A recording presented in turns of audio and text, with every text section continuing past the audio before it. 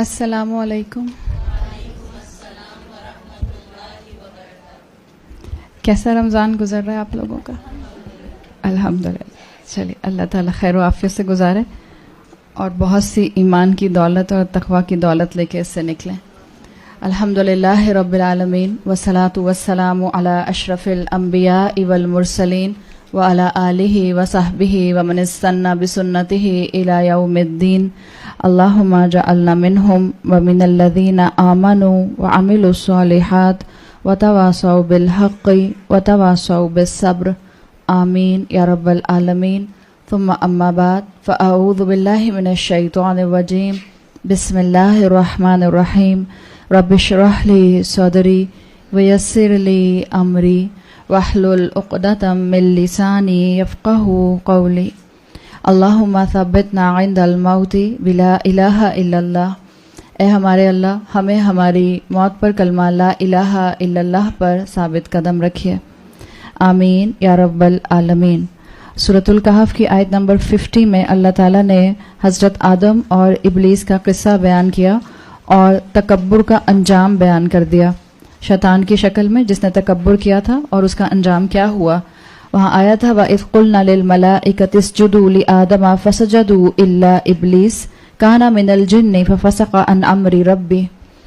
شیطان کی حقیقت واضح کرنے کے بعد اللہ نے ایک شکوہ کیا أَفَتَتَّخِذُونَهُ وَذُرِّيَّتَهُ أَوْلِيَاءَ مِن دُونِي وَهُمْ لَكُمْ عَدُوٌّ بِئْسَ لِلظَّالِمِينَ بَدَلًا. تم شیطان اور اس کی ذریت کو مجھے چھوڑ کر اپنا دوست بنا لیتے ہو اور اللہ تعالیٰ نے یہ ظالموں کے لیے بہت ہی برا سبسٹیٹیوٹ ڈھونڈا ہے. تو جو تکبر کرنے والا انسان ہو اللہ تعالیٰ نے اس کو یہاں پر ظالم کہا ہے. اور یاد رکھیں سیٹنک ورشپ کرنے والے جو لوگ ہوتے ہیں جو کہ وربلی اس بات کو کنفیس کریں کہ وہ شیطان کی ورشپ کرتے ہیں، زیادہ تر میجر جو آپ کے جتنے بھی میجیشنز ہوتے ہیں یہ ڈکلیئرڈ سیٹنک ورشپ کرنے والے لوگ ہوتے ہیں. اس لیے کہ آپ جادو نہیں کر سکتے جب تک کہ آپ شیطان کی مدد حاصل نہ کریں. یہ کوانٹٹی انسانیت میں بہت کم رہی لیکن ورشپ کرنے والے کم تو رہے. جو شیطان کو اوبے کرنے والے تھے، جو شیطان کی اطاعت کرنے والے تھے، وہ ہمیشہ سے انسانیت میں اکثریت سے رہے اور آج بھی ہیں. تو اللہ تعالیٰ نے ان کے لیے کہہ دیا ہے بئس للظالمین بدلا. کتنا برا سبسٹیٹیوٹ ہے جو انہوں نے شیطان کو ولی بنا کر اور رحمان کو اگنور کر کے اپنے لیے ڈھونڈا ہے. جنہوں نے انبیاء کے، صالحین کے اور شہداء کے راستے کو چھوڑ کر شیطان اور اس کی ذریت کے راستے کو اپنایا ہے. آگے آیت نمبر 51 میں اللہ تعالیٰ نے فرمایا ما اشہدتہم خلق السماوات والارض. نہ میں نے زمین اور آسمانوں کے بناتے وقت انہیں سامنے بٹھایا تھا یا ان کو گواہ بنایا تھا.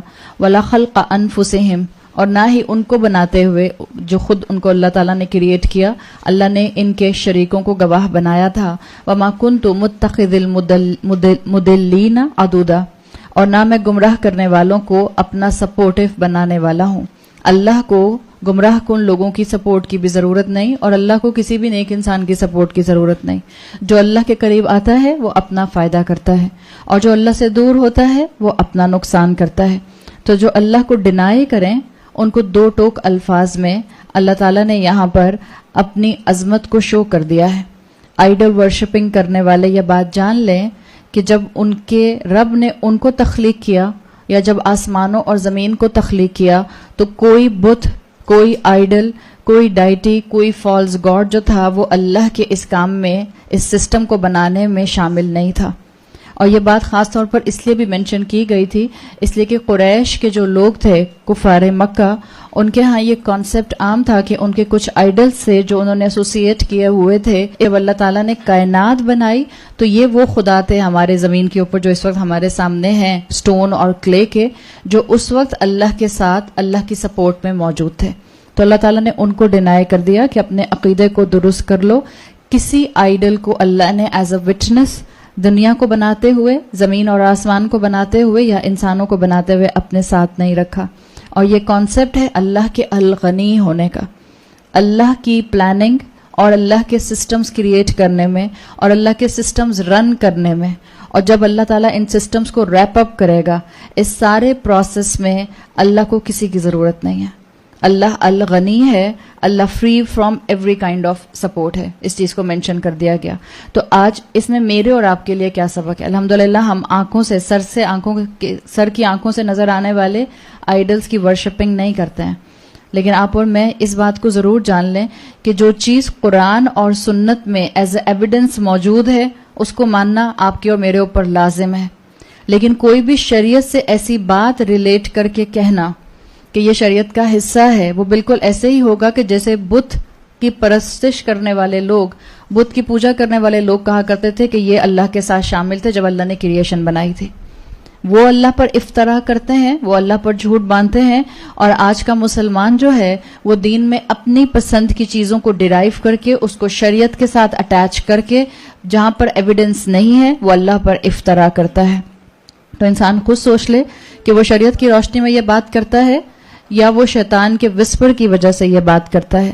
دین میں سیلف کریٹڈ فیلسیز کی ضرورت نہیں ہے. اور ہم سب جانتے ہیں، خاص طور پہ جس دنیا کے حصے میں ہم لوگ رہتے ہیں، اس سب کانٹیننٹ کے ایریا میں، ساؤتھ ایشیا میں، یہاں پر صوفیزم بہت زیادہ پروموٹ ہوا، بہت زیادہ. اور صوفیزم کی وجہ سے ایک اسلام کا ان نیچرل کانسیپٹ دنیا کے سامنے ہے کہ صوفی جو ہیں وہ ہوا میں اڑتے رہتے ہیں. آگے وہ قصہ آ جائے گا حضرت خضر کا، جن کو آپ خضر کہتے ہیں یا خضر کہتے ہیں. وہ یہی کانسیپٹ آپ کو وہاں بھی ملتا ہے. اللہ تعالیٰ نے اس دین کو بہت پریکٹیکل رکھا ہے. اللہ نے اس دین کو بہت ہی زیادہ انٹیلیجنٹ بنایا ہے. اور اللہ نے بار بار جب ہی عقل کو ایڈریس کیا ہے انسان کی، کہ انسان اپنی عقل سے سوچے کہ کیا چیز پریکٹیکل ہے اور کیا چیز پریکٹیکل نہیں ہے. آج دین کے ساتھ وہ سب چیزیں جس کی آپ کو نقل نہیں ملتی قرآن اور سنت میں، جس کا آپ کو ٹیکسٹ میں کوئی ایویڈنس نہیں ملتا، چھوڑ دیں اس چیز کو. بغیر یہ دیکھے کہ میرے فور فادرز یہ کرتے چلے آ رہے تھے، بغیر یہ دیکھے کہ سارا خاندان میرا کرتا ہے، بغیر یہ دیکھے کہ پورا معاشرہ کرتا ہے. جس طرح سے کسی بھی مشرک کے لیے اس کو اپنے آئیڈلز چھوڑنا مشکل ہوتا ہے، آپ کی اور میرے لیے اپنی فیملی کے ایسے آئیڈیاز کو چھوڑنا بھی بہت ہی مشکل ہوتا ہے. لیکن وہی چھوڑتا ہے جس کو اللہ کے الغنی ہونے پر یقین ہوتا ہے، جس کو امید ہوتی ہے کہ اصل میں میرا جو ہر خزانے کا مالک ہے وہ صرف اللہ ہے. تو اللہ تعالیٰ نے یہاں پر ریفرنس ٹو کانٹیکسٹ قریش کے مشرکین سے بات کر لی، اور ان جنرل اللہ تعالیٰ نے آنے والی امت کو یہ بات بتا دی کہ اللہ تعالیٰ اپنے بندوں کو ہر طرح کے شرک سے پاک کرنا چاہتا ہے. اور اس کے لیے آسان سا ایک رول اپنی زندگی میں اپنا لیں. جس چیز کی سند آپ کو احادیث میں، رسول اللہ کی سنت میں اور قرآن میں ملے اس کو تھام لیں، باقیوں کو چھوڑ دیں. اس لیے کہ انشاءاللہ اس چیز کو تھامنے سے آپ کی پکڑ نہیں ہوگی. آیت نمبر 52 میں آگے اللہ تعالیٰ نے فرمایا، اسی شرک کو آگے کنٹینیو کیا جا رہا ہے کہ جو شرک ایک تکبر کا تھا جو ابلیس نے کیا تھا، اس کے بعد دنیا میں لوگ جو ہیں اسی تکبر کی مختلف فارمز کو اپنا کر شرک کرتے ہیں. یہ تکبر ہی ہوتا ہے جب یہ کہا جاتا ہے کہ ہمارے آباء و اجداد کی روایات ہیں ہم کیسے چھوڑ دیں، ہمارے انسیسٹرز کی یہ روایات ہیں ہم کیسے چھوڑ دیں، اور جبکہ نظر آ رہا ہو کہ وہ واضح طور پر اللہ کے دین سے ٹکرا رہی ہیں. تو یہ تکبر نہیں ہے تو اور کیا ہے؟ اللہ نے آیت نمبر 52 میں فرمایا، وَيَوْمَ يَقُولُ نَادُوا شُرَكَائِيَ الَّذِينَ زَعَمْتُمْ، اور جس دن اللہ کہے گا کہ پکارو میرے شریکوں کو جن کو تم اپنے لیے جو ہے وہ الہ بنا بیٹھے تھے، جن کو تم نے اپنے لیے میرے ساتھ شریک بنا لیا تھا. فَدَعَوْهُمْ، تو وہ ان کو پکاریں گے. فَلَمْ يَسْتَجِيبُوا لَهُمْ، تو ان کے شریک ان کو کوئی جواب نہ دیں گے. وَجَعَلْنَا بَيْنَهُمْ مَوْبِقًا، اور ہم ان کے درمیان ایک بہت بڑی موبقہ بنا دیں گے، فیلڈ آف ڈسٹرکشن بنا دیں گے. بعض اسکالرز نے موبقہ کو جہنم کی ایک ویلی کہا ہے، کہ جیسے ایک دو پہاڑوں کے درمیان میں ویلی ہوتی ہے، تو انہوں نے اس کو ایسے پورٹرے کیا کہ یہاں پر جو الفاظ آئے ہیں وَجَعَلْنَا بَيْنَهُمْ مَوْبِقًا، اللہ تعالیٰ ہر شرک کرنے والوں کو جو بھی اس نے الہ بنائے ہوئے تھے، چاہے وہ بت تھے یا جو بھی تھا، اللہ تعالیٰ ایک پہاڑ پر ان شرک کرنے والوں کو کھڑا کرے گا اور دوسرے پہاڑ پر اکراس دا ویلی ان سارے الہوں کو کھڑا کر دے گا، معبودوں کو، ڈائٹیز کو، کہ جن کو یہ پکارا کرتے تھے. اور درمیان میں جہنم کی ایک وادی ہوگی جس کو موبقہ کہا گیا ہے، فیلڈ آف ڈسٹرکشن. یہ ان تک پہنچ ہی نہیں سکیں گے. تو اللہ تعالیٰ نے تخلیق کی ابتدا سے دوبارہ سے قیامت کے اوپر بات کر دی. آپ دیکھیں پیچھے آیت نمبر 51 میں آسمان اور زمین کی تخلیق کی کریشن کی بات آئی تھی. اب دوبارہ اللہ تعالیٰ نے یہاں پر قیامت کا ایک منظر دکھا دیا کہ قیامت کے دن انسان کے شرک کی فیوٹیلٹی واضح ہو جائے گی. کوئی ویلیو نہیں ہے انسان کے شرک کی جو وہ دنیا میں کرتا ہے. اور ضروری نہیں ہے, آپ کو بتا دیا کہ شرک کرنے والوں میں ہمارے ذہن میں کوئی ہندو آئے یا کوئی بدھسٹ آئے, یا شرک کرنے والوں میں ہمارے ذہن میں کوئی کرسچن آئے کہ اس نے اللہ کے ساتھ بیٹا ایسوسیٹ کر لیا ہے. شرک مسلمانوں میں بھی ہوا اور ہوتا ہے اور ہوتا رہے گا. صرف وہی شرک سے بچیں گے جو کانشیسلی قرآن اور سنت کو تھام لیں گے, اس لیے کہ شرک کو پہچاننا بہت مشکل ہوتا ہے. جو انسان اپنے اوپر قرآن کا کرائیٹیرین, قرآن کا فرقان لگا لیتا ہے, وہ اپنی زندگی میں سے آہستہ آہستہ شرک نکالنا شروع کر دیتا ہے. رسول اللہ صلی اللہ علیہ وسلم نے شرک کی مثال کے لیے سمجھایا, حدیث کا مفہوم آتا ہے کہ شرک کو پہچاننا سخت مشکل ہے. بالکل جیسے تم اندھیری رات میں کالے پہاڑ پر بلیک کلر کی چونٹی کو, کالی چونٹی کو نہیں پہچان سکتے, بلیک اینٹ کو نہیں پہچان سکتے, ایسے ہی شرک پہچاننا بھی مشکل ہے. بعض اوقات ہم یہی سمجھ رہے ہوتے ہیں کہ ہم تو مسلمان ہیں, ہم لا الہ الا اللہ محمد رسول اللہ پڑھنے والے ہیں, ہم تو شرک نہیں کرتے. لیکن ہم مسلمان بھی بہت سے طرح کے شرک میں مبتلا رہتے ہیں. تو ڈھونڈنے کی ضرورت ہے کہ کیا چیز شرک ہے, اور جو چیز آپ کے روایات میں چلی آ رہی تھی آج پتہ چلا شرک ہے, چھوڑ دیجئے. یہی ہے مومن کہ جب علم آ جائے تو علم کو تھام لیتا ہے اور اپنی خواہش کو ایک طرف کر دیتا ہے, ورنہ وہی انجام ہوگا جو کہ ابلیس کا انجام ہوا. تو اللہ تعالیٰ نے بتا دیا کہ ہر دور کا مسلمان کانشیس رہے. ہم اپنے بتوں کو خود دیکھ لیں, سر کی آنکھوں سے نظر آتے ہیں یا نہیں نظر آتے؟ ہم کہتے ہیں سر کی آنکھوں سے ہمارے بت نظر نہیں آ سکتے, اس لیے کہ ہمارے بت تو دلوں میں ہوتے ہیں. مگر میں یہ کہتی ہوں کہ ہمارے بت دلوں میں بھی ہوتے ہیں اور سر کی آنکھوں سے نظر بھی آتے ہیں. کیا ہماری اولاد ہمارا بت نہیں بنتی؟ کیا ہمارا مال ہمارا بت نہیں بنتا؟ کیا ہمارے گھر ہمارے بت نہیں بن جاتے؟ کیا ہمارے اسپاؤسز ہمارے لیے بت نہیں بن جاتے؟ وہ شوہر جو بیویوں کے کہنے کی وجہ سے اور بیویوں کی خواہشات کو پورا کرنے کی وجہ سے حرام کمائی میں انوالو ہوتے ہیں, سود اور رشوت کی طرف اپنے قدم بڑھاتے ہیں, ان کی زندگی کا بت ان کی بیوی ہے. اور وہ بیویاں جو اپنے شوہر کو خوش کرنے کی خاطر اپنے رب کو ناراض کرتی ہیں, ان کا بت ان کا شوہر ہے. اور وہ مائیں جو اپنے بچوں کی خوشی کی خاطر شریعت کا ہر قدم جو ہے وہ توڑتی چلی جاتی ہیں, شریعت کے احکامات اور فرائض سے اپنے آپ کو دور کرتی ہیں, ان کا بت ان کی اولادیں ہیں. تو ہمیں خود ڈھونڈنے کی ضرورت ہے. کبھی بت دل کے اندر ہوں گے اور کبھی بت ہمیں سر کی آنکھوں سے نظر آئیں گے. فرق صرف یہ ہے کہ ہمارے بت چلتے پھرتے ہیں اس وقت, اور ہمارے کچھ مسلمان امت کے ایسے بت بھی ہیں جو لیٹے ہوئے ہیں. مزاروں پر جا کر جو مانگتے ہیں, انہوں نے اپنے ان بزرگوں کو اپنے لیے اللہ کا شریک بنا لیا ہے, بت تو بنا لیے ہیں. اور کسی نے کہا بھی تھا, یہ اکثر تفاسیر میں منشن کیا جاتا ہے کہ کفار کے مشرکین کے بت تو کھڑے ہونے والے ہوتے تھے. سٹون آئیڈل ورشپرز جو ہوتے ہیں تو کھڑے ہوئے بت ہوتے ہیں نا, ہمارے بت تو لیٹے ہوئے ہوتے ہیں, اس لیے کہ وہ قبروں میں ہوتا ہے. تو خود کانشیس ہو کر ڈھونڈنے کی ضرورت ہے. اور خاص طور پر اولاد کے اینگل سے یہاں ایک بات میں کرتی جاؤں, خاص طور پہ جو بیٹوں کی مائیں ہوتی ہیں, بیٹیوں کی ماؤں کو بھی بہت کیئرفل ہونے کی ضرورت ہے, اس لیے کہ ہم بہت زیادہ اپنی بچوں کی خواہشات کو پورا کرنے میں رب کی دی ہوئی شریعت کو نگلیکٹ کرتے جاتے ہیں, اور ہمیں احساس نہیں ہوتا کہ ہم کہاں اللہ کی دی ہوئی حدود کو جو ہے وہ پھلانگ رہے ہیں. لیکن بیٹوں کی ماؤں کو میں ایک اینگل سے ضرور کہنا چاہوں گی, اس لیے کہ ہمارے کلچر میں ماں اور بیٹے کی ایسوسیشن بالکل ایسی ہوتی ہے جیسے سمت بانڈ کی اور لکڑی کی. I am so sorry to say, ساری زندگی, ایک تو اس کا بچے کا پیدا ہی ہو جانا, لڑکے کا پیدا ہی ہو جانا جو ہوتا ہے وہ ماں کو ایسے لگتا ہے کہ جیسے اچھال اچھال کر چھت پر جو ہے وہ لے جائے گا. اگر بیٹی پیدا ہوتی, ابھی بھی یہ ہمارے معاشرے کا حصہ ہے یہ کانسیپٹ, اور یہ پڑھے لکھے لوگوں کے اندر آج بھی یہ کانسیپٹ ہے. کیا آج بھی تیسری اور چوتھی بیٹی ہونے پر ڈائیورس نہیں ہو جاتی ہے؟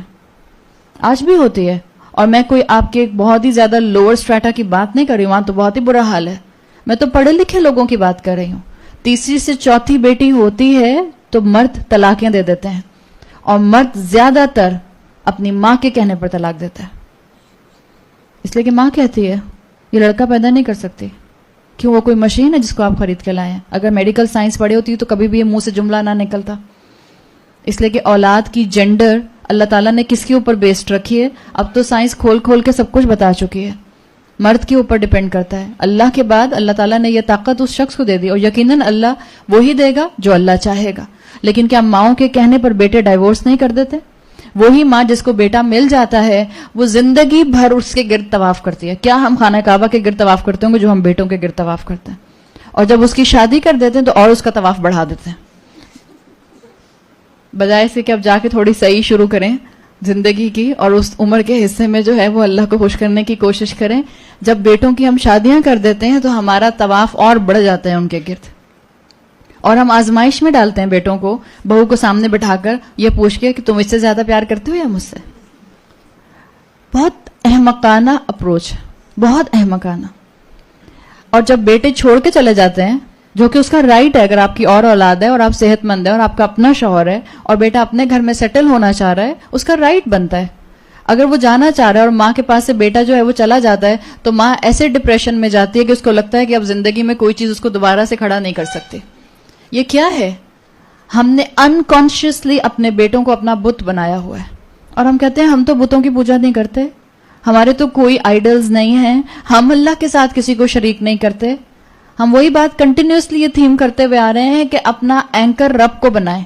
نہ اولاد سے ایکسپیکٹیشن, نہ شوہر سے ایکسپیکٹیشن, نہ دنیا کے کسی انسان سے ایکسپیکٹیشن. جب آپ رب سے ایکسپیکٹیشنز کریں گی تو یاد رکھیں اللہ کی 2 انگلیوں کے درمیان میں انسانوں کے دل ہیں. آپ اللہ کی بندی بننے کی کوشش کریں, اللہ تعالیٰ انسانوں کے دلوں کے اندر آپ کی محبت خود ہی ڈال دے گا.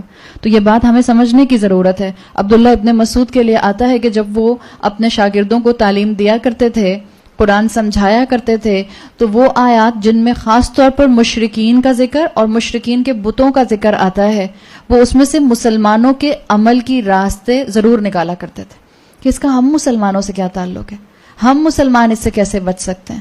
ہمیں بھی شرک سے اتنا ہی بچنا ہے, اور وہی بچے گا جو پریکاشن لے گا, اور پریکاشن وہی لے گا جس کو علم ہوگا کہ کیا چیز ٹھیک ہے اور کیا چیز ٹھیک نہیں ہے.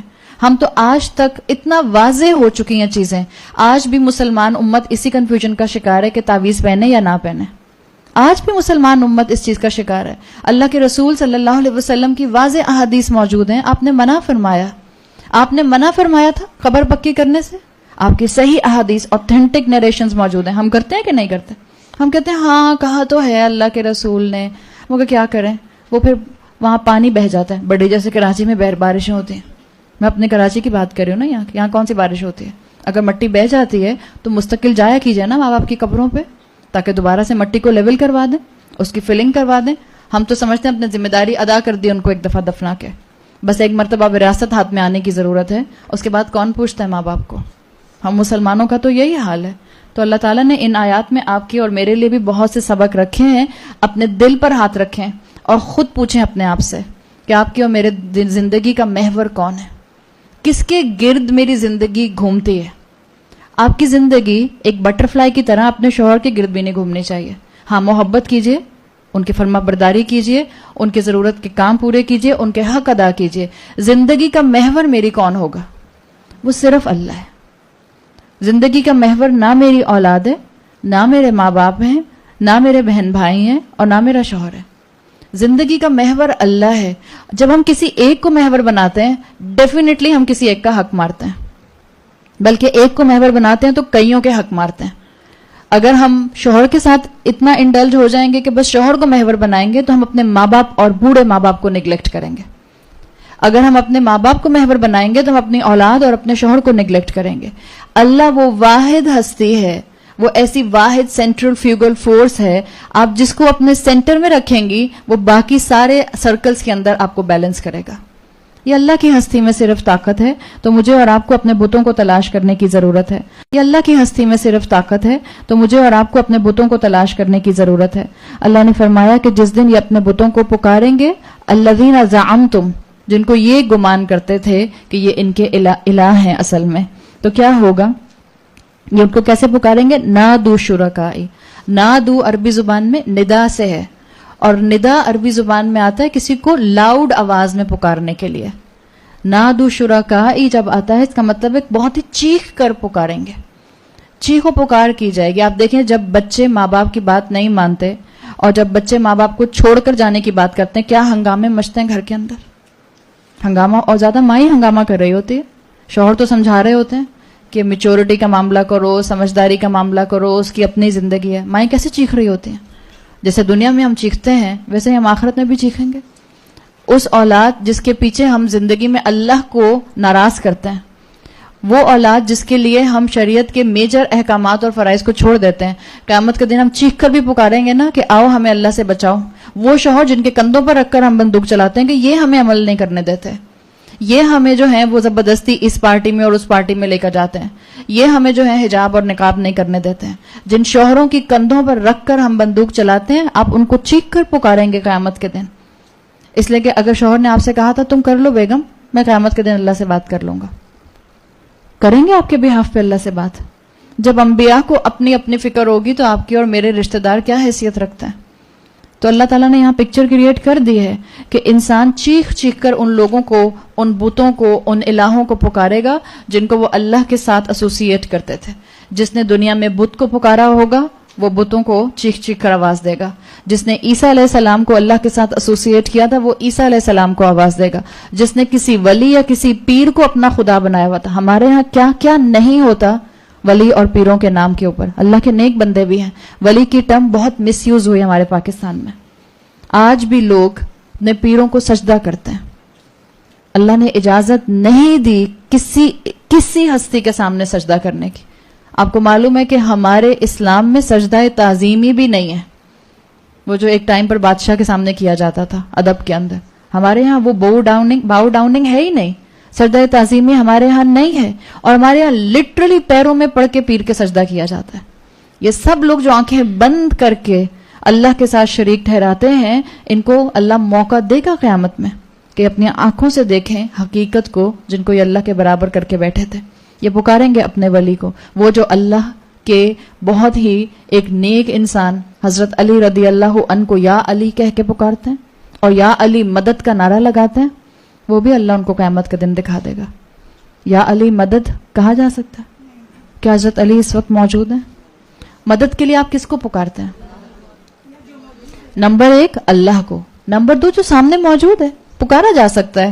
مثال کے طور پر چلیں خدا نہ خواستہ کوئی لٹک جائے سیڑھیوں سے, پھنس جائے کسی وجہ سے, کہیں پر کوئی دوپٹہ پھنس گیا, کوئی وجہ ہو گئی, آپ کہ میں اللہ کو پکارتی ہوں یا اللہ مدد. سامنے خاتون ہے جن کا منہ ادھر ہے, آپ ان کو بلا ہی نہیں رہی, آپ کہی جا رہی ہیں یا اللہ مدد, یا اللہ مدد, یا اللہ مدد. اللہ سے مدد تو مانگی جاتی ہے, ڈیفینیٹلی گارنٹیڈ مدد آئے گی. لیکن اگر آپ کے آس پاس جو بھی ایسا ذریعہ ہے جس کو آپ مدد کے لیے پکار کر مشکل سے نکل سکتے ہیں تو آپ بالکل پکار سکتے ہیں. لیکن وہ جو زندہ ہے, آپ قبروں میں لیٹے ہوئے کو نہیں پکار سکتے کہ آؤ میری مدد کرو, آؤ میری دعا سنو, یا ہم ان کے وسیلے سے مانگتے ہیں. وہ اپنے لیے نہیں دعا کر سکتے, وہ آپ کی اور میرے لیے کیا دعا کریں گے؟ خود سوچنے کی بات ہے. لیکن قیامت کے دن اللہ تعالیٰ ان سب کی حقیقت کو واضح کریں گے. کیا ہم مسلمان رسول اللہ صلی اللہ علیہ وسلم کو مدد کے لیے آج پکارتے ہیں؟ ہم مسلمانوں نے تو اللہ کے رسول کو بھی شرک کا ذریعہ بنا لیا. وہ جو پوری انسانیت کے اندر سے شرک کو مٹانے آئے تھے, ہم نے ان کی ذات کو شرک کا ذریعہ بنا لیا. وہ جو شاعر شاعری کرتے ہیں وہ کہتے ہیں کہ ہم نے مدینہ میں بغیر آئین کا عرب دیکھا. اب عرب میں سے آئین ہٹائیے تو کیا بنے گا؟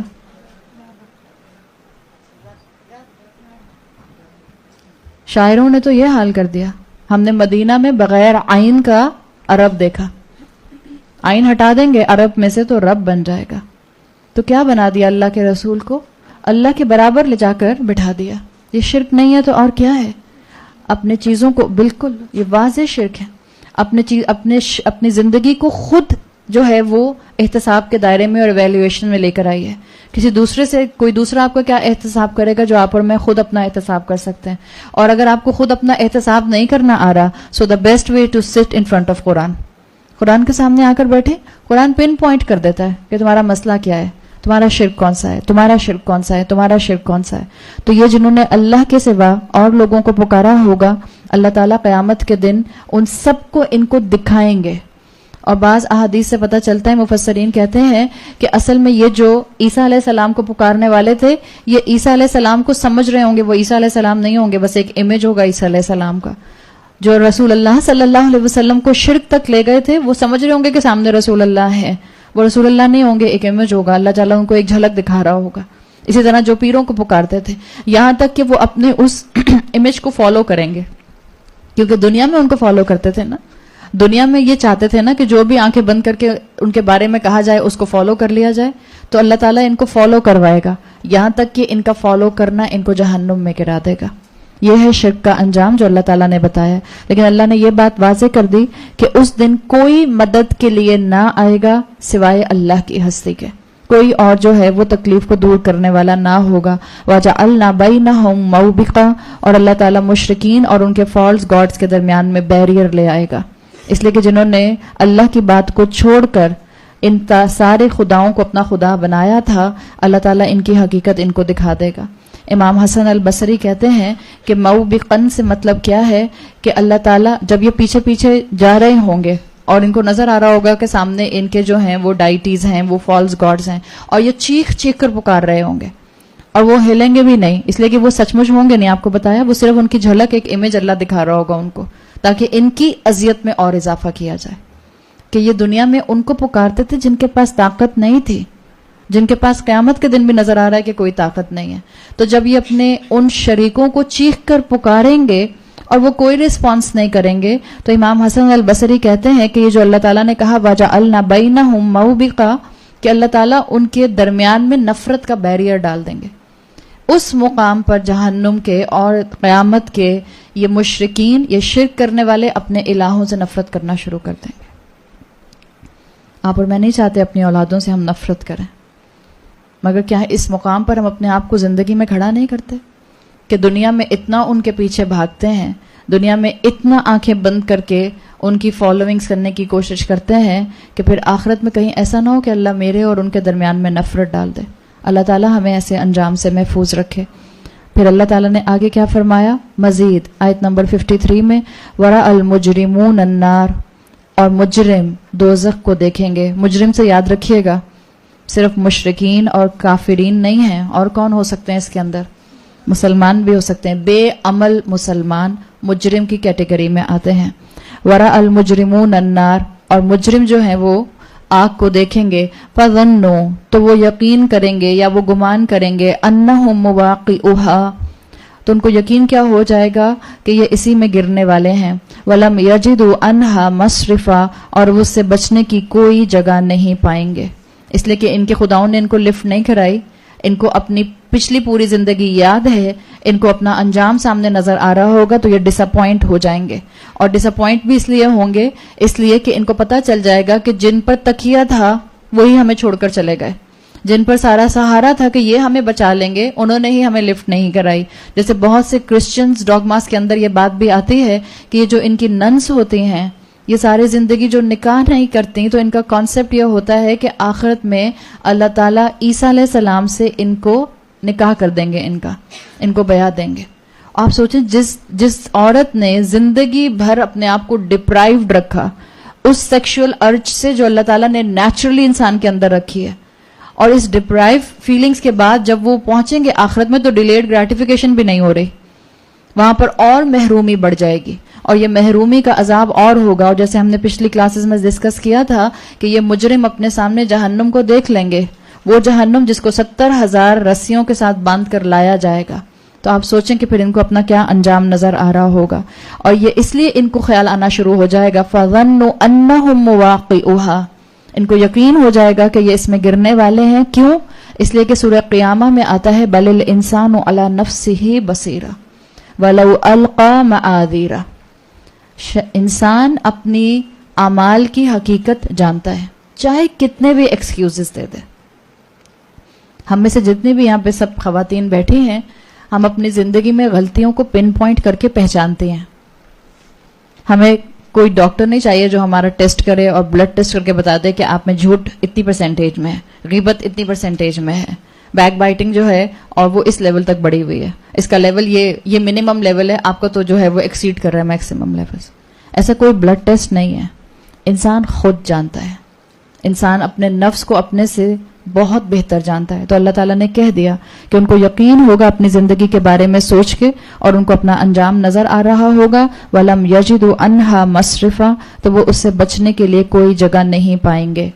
ہاں, اگر مشکل میں کوئی مصرف ہے, کوئی بچنے کی جگہ ہے, کوئی گارنٹی ہے کہ انسان جو ہے وہ بچ سکتا ہے, تو وہ ہے قیامت کے منظر سے پہلے, قیامت کی گھڑی قائم ہونے سے پہلے. آپ دیکھیں دوبارہ اللہ تعالیٰ قیامت سے دنیا کے اندر جو ہے وہ اس پکچر کو لے کر آ رہے ہیں. آیت نمبر 52 میں اللہ تعالیٰ نے فرمایا وَلَقَدْ صَرَّفْنَا فِي هَذَا الْقُرْآنِ لِلنَّاسِ مِنْ كُلِّ مَثَلٍ, اور ہم نے یقیناً اس قرآن میں انسان کے لیے ہر طرح کی اگزامپلز بیان کر دی ہیں تاکہ وہ بچ سکے. قیامت کے دن نہیں بچ سکتے. اگر بچنا ہے تو قیامت سے پہلے پہلے زندگی کی مہلت میں فائدہ اٹھانا ہوگا. جہنم سے بچنے کے لیے آپ کو اور مجھے اس زندگی میں جب تک سانس باقی ہے قرآن کو فالو کرنا ہوگا. اور اگر قرآن کو فالو کرتے میں ہمیں اپنی غلطیاں نظر آنا شروع ہو جائیں تو فوراً ان غلطیوں کو زندگی سے دور نکال کر پھینکنا ہوگا. ورنہ یہ نہ ہو کہ ہم قرآن تو پڑھتے رہیں. آج بھی لوگ تسبیحات تو بہت پڑھتے ہیں, آج بھی لوگ اذکار تو بہت پڑھتے ہیں, خوب لمبی لمبی نمازیں پڑھتے ہیں, لیکن اس کے بعد جب اپنی ورک پلیس پر جاتے ہیں, جب اپنے کاروبار میں جاتے ہیں تو کیا رشوت اور سود نہیں لیتے؟ تو اللہ پوچھے گا. اللہ نے قرآن کے سامنے بٹھایا تھا, اللہ نے علم دیا تھا. دین ٹوٹیلٹی کا نام ہے, دین پارشل عمل کا نام نہیں ہے. قرآن میں کیا آتا ہے جو اللہ تعالیٰ نے بنی اسرائیلیوں کی پرابلم بتائی تھی وہ اصل میں ہمیں آئینہ دکھایا تھا. افتؤمنون ببعض الکتاب وتکفرون ببعض, کیا تم کتاب کے ایک حصے کو تھام لیتے ہو اور ایک حصے کو چھوڑ دیتے ہو؟ اللہ نے کہا ہے ادخلوا فی السلم کافۃ, دین میں پورے کے پورے داخل ہو جاؤ. اور ہم کہتے ہیں نہیں, ہم دروازوں میں لٹکتے رہیں گے, ہم کناروں پر بیٹھے رہیں گے, ہم تھوڑا سا اپنی مرضی کا دین اپنائیں گے, تھوڑا سا دنیا اپنائیں گے. یہ نرم اور گرم کا کمبینیشن انسان کو کبھی فائدہ نہیں دیتا. آپ ایک پاؤں جو ہے وہ باہر رکھے رہیں اپنے لیونگ ایریا میں جہاں اے سی نہیں چل رہا, اور ایک اپنے بیڈ روم میں رکھی رہی ہے جہاں اے سی چل رہا ہے, کیا ہوگا؟ آپ کا باڈی ٹیمپریچر جو ہے بیچارہ وہ ڈسٹرب ہونا شروع ہو جائے گا. آپ کا بچہ جو ہے وہ گیٹ پہ لٹکتا رہے جبکہ باہر فائرنگ ہو رہی ہے, اور وہ کہ میں ہاں گیٹ میں تو ہوں نا, اندر نہیں ہوں تو کیا ہو گیا؟ وہ اپنے آپ کو بھی نقصان پہنچائے گا اور اندر والوں کو بھی نقصان پہنچائے گا. جو دین میں آدھا آتے ہیں اور آدھا نہیں آتے, اپنا تو نقصان کرتے ہی کرتے ہیں, وہ اپنے آس پاس کے لوگوں کا بہت نقصان کرتے ہیں. تو اللہ تعالیٰ نے یہاں واضح کر دیا کہ اللہ نے قرآن دیا ہے اس دنیا کے اندر ایک بہتر جگہ اپنانے کے لیے, ایک مصرف اپنانے کے لیے. آپ دیکھیں یہ قرآن میں جو پچھلی آیت میں لفظ آئے تھے وَلَمْ يَجِدُوا عَنْهَا مَصْرِفًا, اور وہ وہاں پر اس سے بچنے کی کوئی جگہ نہیں پائیں گے. اسی مصرفن سے جو روٹ ورڈ سے آیا ہے لفظ صرفنا آیا ہے. ایک ہی روٹ ورڈ سے آپ کو دو الفاظ مل رہے ہیں. مصرفہ اسم ہے اور صرفنا فعل آیا ہے. اللہ تعالیٰ نے ایک ہی روٹ ورڈ سے دو الفاظ بتائے. اس کو عربی میں کہتے ہیں تجانس. ایک طرح کا اللہ تعالیٰ نے یہاں پر جو ہے آپ کو اور مجھے کمبینیشن دے دیا ہے کہ ہم اس کو ذرا چیک کر لیں کہ اس میں کیا آپس میں کامنالٹیز ہیں. صرفنا جو ہے یہ آتا ہے بہت ڈفرینٹ ویریشن سے بار بار بات کو سمجھانے کی کوشش کرنا. ایک تو ہوتا ہے نا بار بار بات سمجھانا ایک ہی انداز میں, صرفنا میں یہ نہیں آتا. صرفنا میں آتا ہے ڈفرینٹ ویریشنز کے ساتھ بار بار بات کو سمجھانے کی کوشش کرتے رہنا. جیسے قرآن میں یہ بھی آتا ہے بین, واضح کرنا. بین الگ ہے اور صرفنا الگ ہے. صرفنا بہت ہی زیادہ جو ہے وہ ڈیپتھ رکھنے والا لفظ ہے. اللہ مختلف ٹیکنیک سے انسان کو سمجھانے کی کوشش کرتا ہے. اللہ مختلف راستوں سے بندے کو اپنی طرف لانے کی کوشش کرتا ہے. اللہ مختلف کہانیاں سنا کر انسان کے اندر ایمان جگانے کی کوشش کرتا ہے. اور یہ اللہ کا انداز ہے, اس لیے کہ اللہ جانتا ہے کہ اللہ نے ہر طرح کے انسان بنائے. کچھ کو اللہ کا کلام جو ہے وہ عقل کے ذریعے اپیل کرے گا, کچھ کو اللہ کا کلام جو ہے وہ خوف کے ذریعے اپیل کرے گا, کچھ کو اللہ کا کلام محبت کے ذریعے اپیل کرے گا, کچھ کو کہانیوں کے ذریعے اپیل کرے گا. آپ کو یہی چیز اپنی اولاد پر اپلائی کرنی ہے. آپ کے 2 بچے 3 بچے 4 بچے ہیں, آپ کو خود دیکھنا ہے کہ آپ کے کس بچے پر کس چیز کا زیادہ امپیکٹ آتا ہے. ہو سکتا ہے کسی بچے کے اوپر جو ہے وہ جہنم کا ذکر سن کر زیادہ امپیکٹ آتا ہو, تو اب آپ اس کو ایسی احادیث سنائیے تاکہ وہ غلط راستے سے بچا رہے. لتھارجک کرنے کی بات نہیں ہو رہی ہے کہ خوف کے مارے ایک جگہ بیٹھ ہی جائے, بالکل نہیں. ایسا خوف جو اس کو پریونٹیو میجرز لینے کے لیے دوڑا دے. اگر ایک بچہ آپ کا جو ہے وہ قرآن کی ہسٹری کو سمجھ کے اللہ کے قریب آ سکتا ہے تو آپ پھر وہ راستہ تلاش کیجئے. پڑھیے ہسٹری کی کتاب, پڑھیے اسلامک بکس, پڑھیے سیرت اور پڑھیے قرآن, اور ان سب کے کمبینیشن کے ساتھ اپنے بچے کو وہ بات بتانے کی کوشش کیجئے. مگر ماؤں کے پاس ٹائم کہاں ہے؟ شاپنگ تو ختم ہو جائے, پارلرز تو جان چھوڑ دیں, کٹی پارٹیز تو ختم ہو جائیں. ابھی کٹی پارٹیز ختم نہیں ہوتی ہیں کہ افطار پارٹیز آ جاتی ہیں, افطار پارٹیز ختم نہیں ہوتی ہیں تو عید ملن آ جاتی ہے, عید ملن ختم نہیں ہوتی ہے تو وہ عید الاضحیٰ پارٹیز آ جاتی ہیں. دیر از نو اینڈ آف اٹ. اس کے بعد ونٹر پارٹیز آ جاتی ہیں. کوئی لمٹ نہیں ہے. تو بچے کہاں ہیں ہماری زندگی میں؟ ویسے ہمیں بچے ہر طرح سے ہر فارم میں چاہیے, لیکن فلاں میڈ میرے اس بچے کو سنبھال لے, فلاں میڈ میرے اس بچے کو سنبھال لے. میں جو ہوں وہ جب فارغ ہوں گی تو بس پیار کرنے کے لیے, پچکارنے کے لیے آ جاؤں گی, ہے میرا بچہ. اور جب بگاڑنا ہوگا تو میں آ جاؤں گی. جہاں وہ جو چیز مانگے گا میں آنکھیں بند کر کے اس کو دلا دوں گی. اللہ تعالیٰ نے یہ ٹیکنیک سکھائی ہیں. آپ کو اگر خود نہیں آتا تو پھر ان کو کلاسز میں بھیجیے. اور اللہ مجھے اور آپ کو بھی اس قرآن کے ساتھ جوڑنے کے لیے مختلف ٹیکنیکس دیتا ہے تاکہ میں اور آپ اس قرآن سے جڑیں. قیامت کے دن کوئی نہ کہہ سکے اللہ مجھے کہانیوں سے بات سمجھ نہیں آتی تھی. قیامت کے دن کوئی نہ کہہ سکے اللہ اتنا اس میں فلسفہ تھا مجھے سمجھ نہیں آتا تھا. قیامت کے دن کوئی یہ نہ کہہ سکے اللہ یہ کتاب بڑی مشکل تھی, اس میں تو اتنا مشکل عقیدہ تھا. ایسا کچھ نہیں ہے. اللہ نے کیا کہا ہے؟ وَلَقَدْ يَسَّرْنَا الْقُرْآنَ لِلذِّكْرِ فَهَلْ مِن مُدَّكِرٍ. ہاں اس کی گرامر مشکل ہو سکتی ہے, وہ کہ ہے نہیں, جو پڑھنا شروع کرتا ہے اس کو مشکل نہیں لگتی ہے. اس کا فقہ مشکل ہو سکتا ہے, وہ کہ ہے نہیں, جو پڑھنا شروع کرے گا اس کے لیے اللہ آسانیاں کرے گا. لیکن یاد رکھیں اللہ نے کہا ہے ذکر کے لیے, ریمائنڈرز کے لیے اللہ نے اس کو آسان ترین بنایا. اس کی سطح کے اوپر, اس کے بالکل سرفس کے اوپر نصیحتیں موجود ہیں. یہ کوئی بہت بڑی فلسفی کی کتاب نہیں ہے. جو نکالنا چاہے گا بہت بڑی فلسفی وہ بھی اس میں سے نکل آئے گی. یہ اس کلام کا معجزہ ہے. یہ ہائر انٹلیکچوئل کو بھی ہینڈل کر سکتا ہے اور ایک بالکل بیئر منیمم عقل رکھنے والے انسان کو بھی ہینڈل کر سکتا ہے. تو اللہ نے تو یہ مختلف ٹیکنیکس یہاں پر استعمال کی تاکہ انسان اس قرآن سے دور نہ ہو, اس کے قریب آئے. لیکن انسان کا مسئلہ کیا ہے؟ اللہ نے جو مختلف ٹیکنیکس دی انسان نے اسی کو ایکسکیوز بنا لیا. اور کیا کہتا ہے انسان؟ اللہ نے فرمایا وَكَانَ الْإِنسَانُ أَكْثَرَ شَيْءٍ جَدَلًا. انسان تو بہت ہی آرگیومنٹس کرنے والا انسان ہے, آرگیومنٹس کرنے والی کریشن ہے. ہر چیز میں بڑھ کر جھگڑا کرنے والا ہے. جدال جھگڑے کے لیے آتا ہے, بحث مباحثہ کرنا, مجادلہ بحث کرنا. اللہ تعالیٰ نے کہا یہ انسان ہے جو ہر چیز میں جھگڑا کرتا ہے. اور اسکالرز کے مطابق اللہ تعالیٰ نے یہ جملہ کہا ہے, وہ کہتے ہیں انسان کی مخلوق اللہ کی بنائی ہوئی تمام کریشن میں سب سے زیادہ آرگیومنٹس کرنے والی ہے. یعنی اتنے آرگیومنٹس, ابن عاشور کہتے ہیں کہ اگر مجھے کوئی یہ کہے کہ جنات بھی اتنے آرگیومنٹس نہیں کرتے تو میں مان جاؤں گا جتنے آرگیومنٹس انسان کرتا ہے. اس لیے کہ اللہ نے انسان کو عقل دی ہے, اللہ نے انسان کو انٹیلیجنٹ کریشن بنایا ہے. اللہ نے انٹیلیجنٹ کریشن بنایا تھا تاکہ وہ قرآن کی ایگزامپلز اور قرآن کی ٹیکنیکس کو سمجھ کے اللہ سے قریب ہوتا. انسان کا مسئلہ کیا ہوا؟ انسان نے اس انٹیلیجنٹ کو اللہ سے دور ہونے کے لیے استعمال کر لیا. تو اس کا یہ انٹیلیجنٹ جدال بن گیا, بحث بن گئی, آرگیومنٹس بن گئے. اور آپ انسان کو دیکھیں, انسان کی یہ نیچر ہے, انسان لو ٹو آرگیو. اور آج کا انسان, پڑھا لکھا انسان تو ہمیں اسی فارمیٹ پہ نظر آتا ہے. آپ کو نہیں لگتا, آپ نہیں کہتی اپنے بچوں سے تم بہت بحث کرتے ہو؟ یہ ہم کیوں کہتے ہیں تم بہت بحث کرتے ہو؟ آپ اور میں اپنے ماں باپ سے اتنا بحث نہیں کرتے تھے, یہ حقیقت ہے. کیوں نہیں کرتے تھے؟ اس لیے کہ جتنا ایکسپوجر انسان کا بڑھے گا اتنا اس کا انٹلیکٹ بڑھے گا, اور جتنا اس کا انٹلیکٹ بڑھے گا اس میں آرگیومنٹیٹو ہونا بڑھتا جائے گا. کیوں نہیں کرتے تھے؟ اس لیے کہ جتنا ایکسپوجر انسان کا بڑھے گا اتنا اس کا انٹلیکٹ بڑھے گا, اور جتنا اس کا انٹلیکٹ بڑھے گا اس میں آرگیومنٹیٹو ہونا بڑھتا جائے گا. یہ انسان کا جدال بڑھتا جائے گا.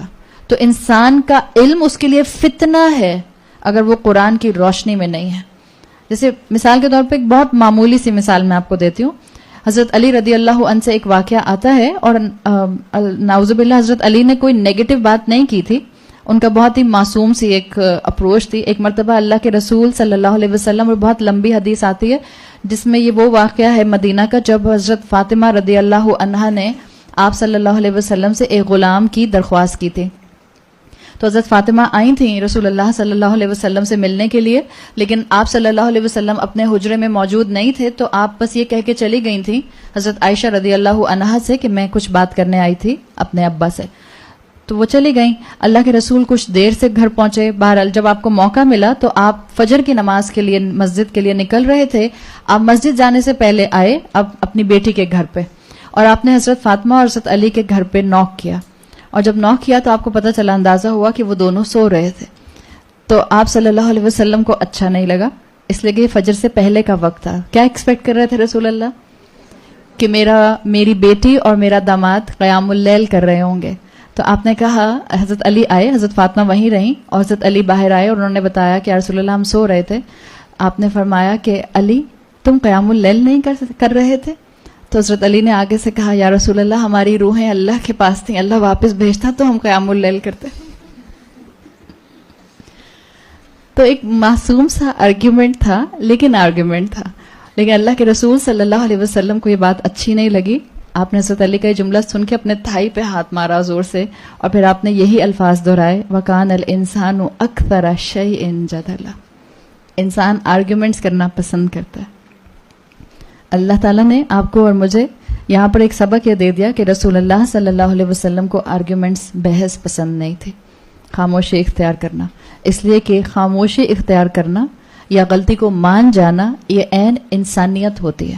حضرت علی کی یقیناً یہ انٹینشن نہیں تھی, لیکن ہمیں سکھانے کے لیے اللہ تعالیٰ نے یہ واقعہ اس طرح سے مینشن کر دیا. انسان کی نیچر میں کیونکہ ہے کہ انسان چیزوں کو اینالائز کرنا چاہتا ہے تو وہ آرگیومنٹس کی طرف جاتا ہے.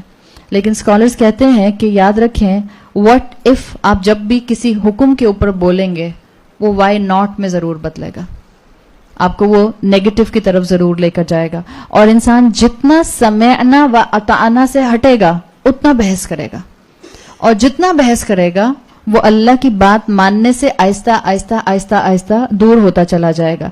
اس لیے آپ دیکھیں, آپ کو شریعت کا جو مزاج ملتا ہے, آپ اسکالرز کو پڑھ لیجئے, آپ قرآن کو دیکھ لیجئے, آپ مفسرین کی تفاسیر پڑھ لیجئے. قرآن اور شریعت آرگیومنٹیٹو ہونے کو ڈسکریج کرتا ہے.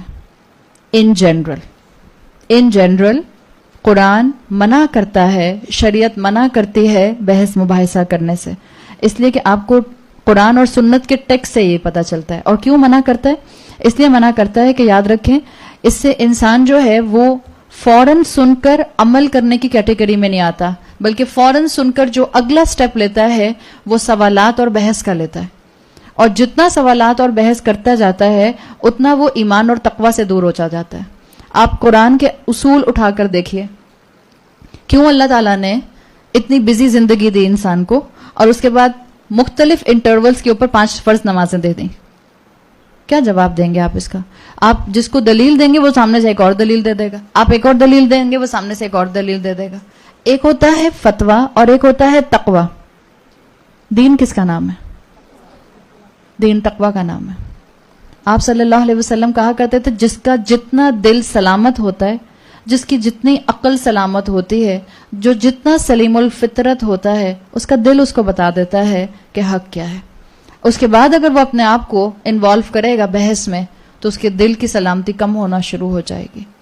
سمعنا و اطعنا پر اگر ہمیں آنا ہے تو ہمیں اللہ کے کلام کے ساتھ اور شریعت کے ساتھ وہی معاملہ رکھنا ہوگا جو ہم سنتے آ رہے اور بولتے آ رہے ہیں. We listen and we obey. Argument سے اپنے آپ کو محفوظ کر لیجئے. اس لیے کہ جب انسان بحث کرتا ہے تو بحث میں اب آپ اکیلے نہیں ہوتے, آپ کے ساتھ ایک ہستی اور شامل ہوتی ہے. شیطان آپ کو بحث کرا رہا ہوتا ہے, اور وہ بحث ہوتی ہے ایکسکیوزز تلاش کرنے کے لیے, عمل نہ کرنے کے لیے, عمل میں ڈیلے کرنے کے لیے, عمل کو جو ہے وہ ویلیو میں کم کرنے کے لیے, صرف اس لیے ہوتی ہے. تو بیسک انسٹرکشنز ہمارے پاس یہی ہیں جو ہمیں دین دیتا ہے. اس لیے کہ دین نے ہم سے کیا کہا ہے؟ بحث کرو فرشتوں کے اوپر, بحث کرو جنت دوزخ پہ. الذین یؤمنون بالغیب, سمپل از دیٹ, سمپل اصول. جو ایمان لاتے ہیں غیب کے اوپر بغیر کسی بحث کے. نہ ہم ان چیزوں پر بحث کریں گے جو متشابہات ہیں, منع کر دیا گیا ہے اس پہ بحث کرنے سے, اور نہ ہم دین کے احکامات پر بحث کریں گے. اس لیے کہ اللہ کے دیے ہوئے احکامات, کیا ہم سب کا ایمان ہے کہ وہ انسانوں کے فائدے کے ہیں؟ ہمارا ایمان ہے کہ وہ انسانوں کے فائدے میں ہیں, چاہے وہ فائدہ ہمیں عمل کرتے ہوئے نظر آئے یا نہ آئے. اللہ کا ہر حکم حکمت پر بیس ہے, اور حکمت کس پر بیسڈ ہوتی ہے؟ علم پر. اور اللہ کا علم اصل میں جو ہے وہ ازلی علم ہے. اللہ کے پاس مکمل کامل علم ہے. اس لیے اللہ کا دیا ہوا ہر حکم جو ہے وہ بیسٹ پاسبل وے میں انسان کو فائدہ دیتا ہے. تو احکامات پر وائے مت کیجیے. اسکالرز کہتے ہیں for every if there will be but. آپ کا آہستہ آہستہ دین سے جو ہے وہ دل خراب ہونا شروع ہو جائے گا اور انسان حق سے دور ہو جائے گا. رسول اللہ صلی اللہ علیہ وسلم نے فرمایا، جس کا مفہوم آتا ہے کہ اللہ کی نظر میں سب سے ہیٹریڈ، نفرت امیز، یعنی کہ نفرت جس سے اللہ کرتا ہے، وہ کون ہے؟ الد الخصام، جھگڑا کرنے والا، بحث کرنے والا، بات بات پر بحث، بات بات پر آرگیومنٹس. اور حدیث کے اندر بغیر علم کے بحث کرنے کو ایک فارم آف کفر کہا گیا ہے. اور کیا ہم مسلمان آج بغیر علم کے اسلام کے اوپر بحثیں کرتے ہیں؟ سب ایک مائک چاہیے بس آپ کو. اچھا مائک نہ بھی ہو تو ڈرائنگ روم، آپ کے صوفے اور آپ کا ڈرائنگ روم کمپنی کافی ہے. ورنہ آپ میجورٹی لوگوں کو دیکھ لیں، چاہے آپ اپنا میڈیا اٹھا کر دیکھ لیجئے جو آپ کے ٹی وی پہ سب کچھ آ رہا ہوتا ہے، یا آپ اپنی ڈرائنگ روم ڈسکشنز دیکھ لیجئے. ہر انسان دین پر بحث کر رہا ہے اور بغیر علم کے بحث کر رہا ہے. اس کا نتیجہ کیا نکل رہا ہے؟ عوام الناس کنفیوزڈ ہے، لیگ پولنگ ہو رہی ہے ایک دوسرے کی، اور کچھ نہیں ہو رہا. اس کا نتیجہ یہ نکل رہا ہے کہ لوگ یہ نہیں کہتے کہ یہ بغیر علم کے بحث کر رہے ہیں، لوگ کہتے ہیں اس دین میں کچھ ہے ہی نہیں، آپس میں لڑتے رہتے ہیں، تو چھوڑو اس دین کو. اس لیے بغیر علم کے بحث کرنا اللہ کے رسول صلی اللہ علیہ وسلم نے کفر کا ایک رویہ بتایا ہے. یہ جو قریش تھے، یہ جو اللہ کے رسول صلی اللہ علیہ وسلم کے پاس آئے تھے یہود کے طرف سے سوالات لے کر، اللہ تعالیٰ نے ان کو سچ بتا دیا تھا نا اصحاب کہف کا. تو کیا اس کے بعد یہ سارے قریش کے لوگ مسلمان ہو گئے تھے؟ نہیں، یہ مسلمان نہیں ہوئے تھے. انہوں نے اس کے بعد اپنا رویہ کیا رکھا تھا؟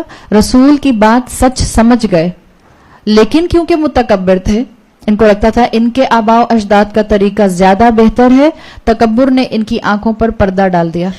اور جب تکبر ان کی آنکھوں پر پردہ ڈال دیا تو اس کے بعد یہ بحث میں انوالو ہو گئے تھے. جب اللہ کے رسول نے قرآن کے ذریعے ان کو کہانی سنا دی تو انہوں نے اللہ کے رسول سے بحثیں کرنا شروع کر دیں.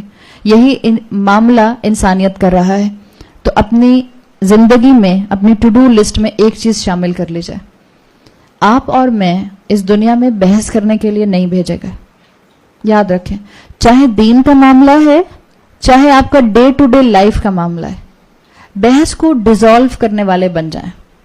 سامنے والا آپ کو نظر آ رہا ہوگا کہ وہ ابھی اس ٹون میں آپ سے بات کر رہا ہے کہ جس میں آپ ایک جملہ بولیں گی تو وہ 4 جملے اور بولے گا. ایسی ٹون ہم سب کی پہچان جاتے ہیں. جب آپ ایسی ٹون کو گیج کر جائیں، خاموشی اختیار کر لیجئے. کیا ہوگا زیادہ سے زیادہ؟ ہو سکتا ہے سامنے والا آپ کو کہ لوزر، بات کرنا نہیں آتی. It's okay. جب آپ خاموش ہوتے ہیں تو آپ کے جواب میں، آپ کے بدلے میں کون جواب دے رہا ہوتا ہے؟ اور فرشتے مجھ سے اچھا جواب دے سکتے ہیں. So it's better to be quiet. جہاں آپ کو محسوس ہو کہ اب میرا اس وقت جواب دینا خیر کا باعث نہیں ہے، اللہ سے مانگتے ہیں نا ہم. حکمت اور کس کو کہتے ہیں؟ اللہ مجھے بتا دے کہاں بولنا مناسب ہے اور کہاں چپ رہنا مناسب ہے. اور میں آپ کو حقیقت بتاؤں، میجورٹی جگہوں پر چپ رہنا مناسب ہوتا ہے، خاص طور پہ خاندانوں کے اندر. آپ خاندانوں میں جتنا اپنے آپ کو کلیریفائی کرنے کی کوشش کرتے ہیں اتنی بات بگڑتی جاتی ہے. اس لیے کہ وہ آپ کو خاندان والے انسائیڈ آؤٹ جانتے ہیں. وہ آپ کے اس دور کو بھی جانتے ہیں جس دور میں آپ دین میں نہیں تھیں، اور وہ آپ کی وہ کمی اور کوتاہیاں بھی جانتے ہیں جو انہوں نے اپنی آنکھوں سے آبزرو کی ہیں. تو خاندان میں تو بحث بالکل کم کر دیں. دین پر جم جائیں، حق پر جم جائیں. مشورہ مانگے تو مکمل مشورہ دیجئے، لیکن آپ کو جب لگے کہ اب سامنے والا صرف ڈرائنگ روم ڈسکشنز کے طور پر آپ سے آرگیومنٹس کرنے کو تیار ہے، آپ اپنی پرسنالٹی کو اس وقت دھیما کر لیجئے. یاد رکھیے، جو انسان بحث نہیں کرتا نا، اس کی پرسنالٹی میں دھیما پن ہوتا ہے، میچورٹی ہوتی ہے. اور جس کی طبیعت میں میچورٹی ہوتی ہے، جو چیز جتنی ہیوی ہوتی ہے وہ زمین پر قائم رہتی ہے، اس میں تکبر نہیں آتا. جو چیز جتنی لائٹ ہوتی ہے وہ فلوٹ کرتی ہے. ہیلیم بلون اوپر کیوں جاتا ہے؟ لائٹ ہو جاتا ہے نا، لائٹر دین ایئر. جو جتنا متکبر ہوتا ہے وہ اتنا ہوا میں اڑتا پھرتا ہے. اپنے آپ کو علم کے وزن اور عمل کے وزن سے زمین پر رکھیے. مومن جو ہے وہ اپنے آپ کو عاجزی کے ساتھ، ہیوملٹی کے ساتھ رکھتا ہے. اور جس انسان میں ہیوملٹی ہوتی ہے وہ بحث میں نہیں پڑتا، وہ بحث کو چھوڑنے والا بن جاتا ہے. تو ان جنرل آرگیومنٹس مت کیجیے. علماء، سارے کلاسیکل اسکالرز جتنے بھی ہیں اس بات پر اگریڈ ہیں کہ بحث کرنا، جدال کرنا اسلام میں ایک اچھی کوالٹی نہیں سمجھی جاتی.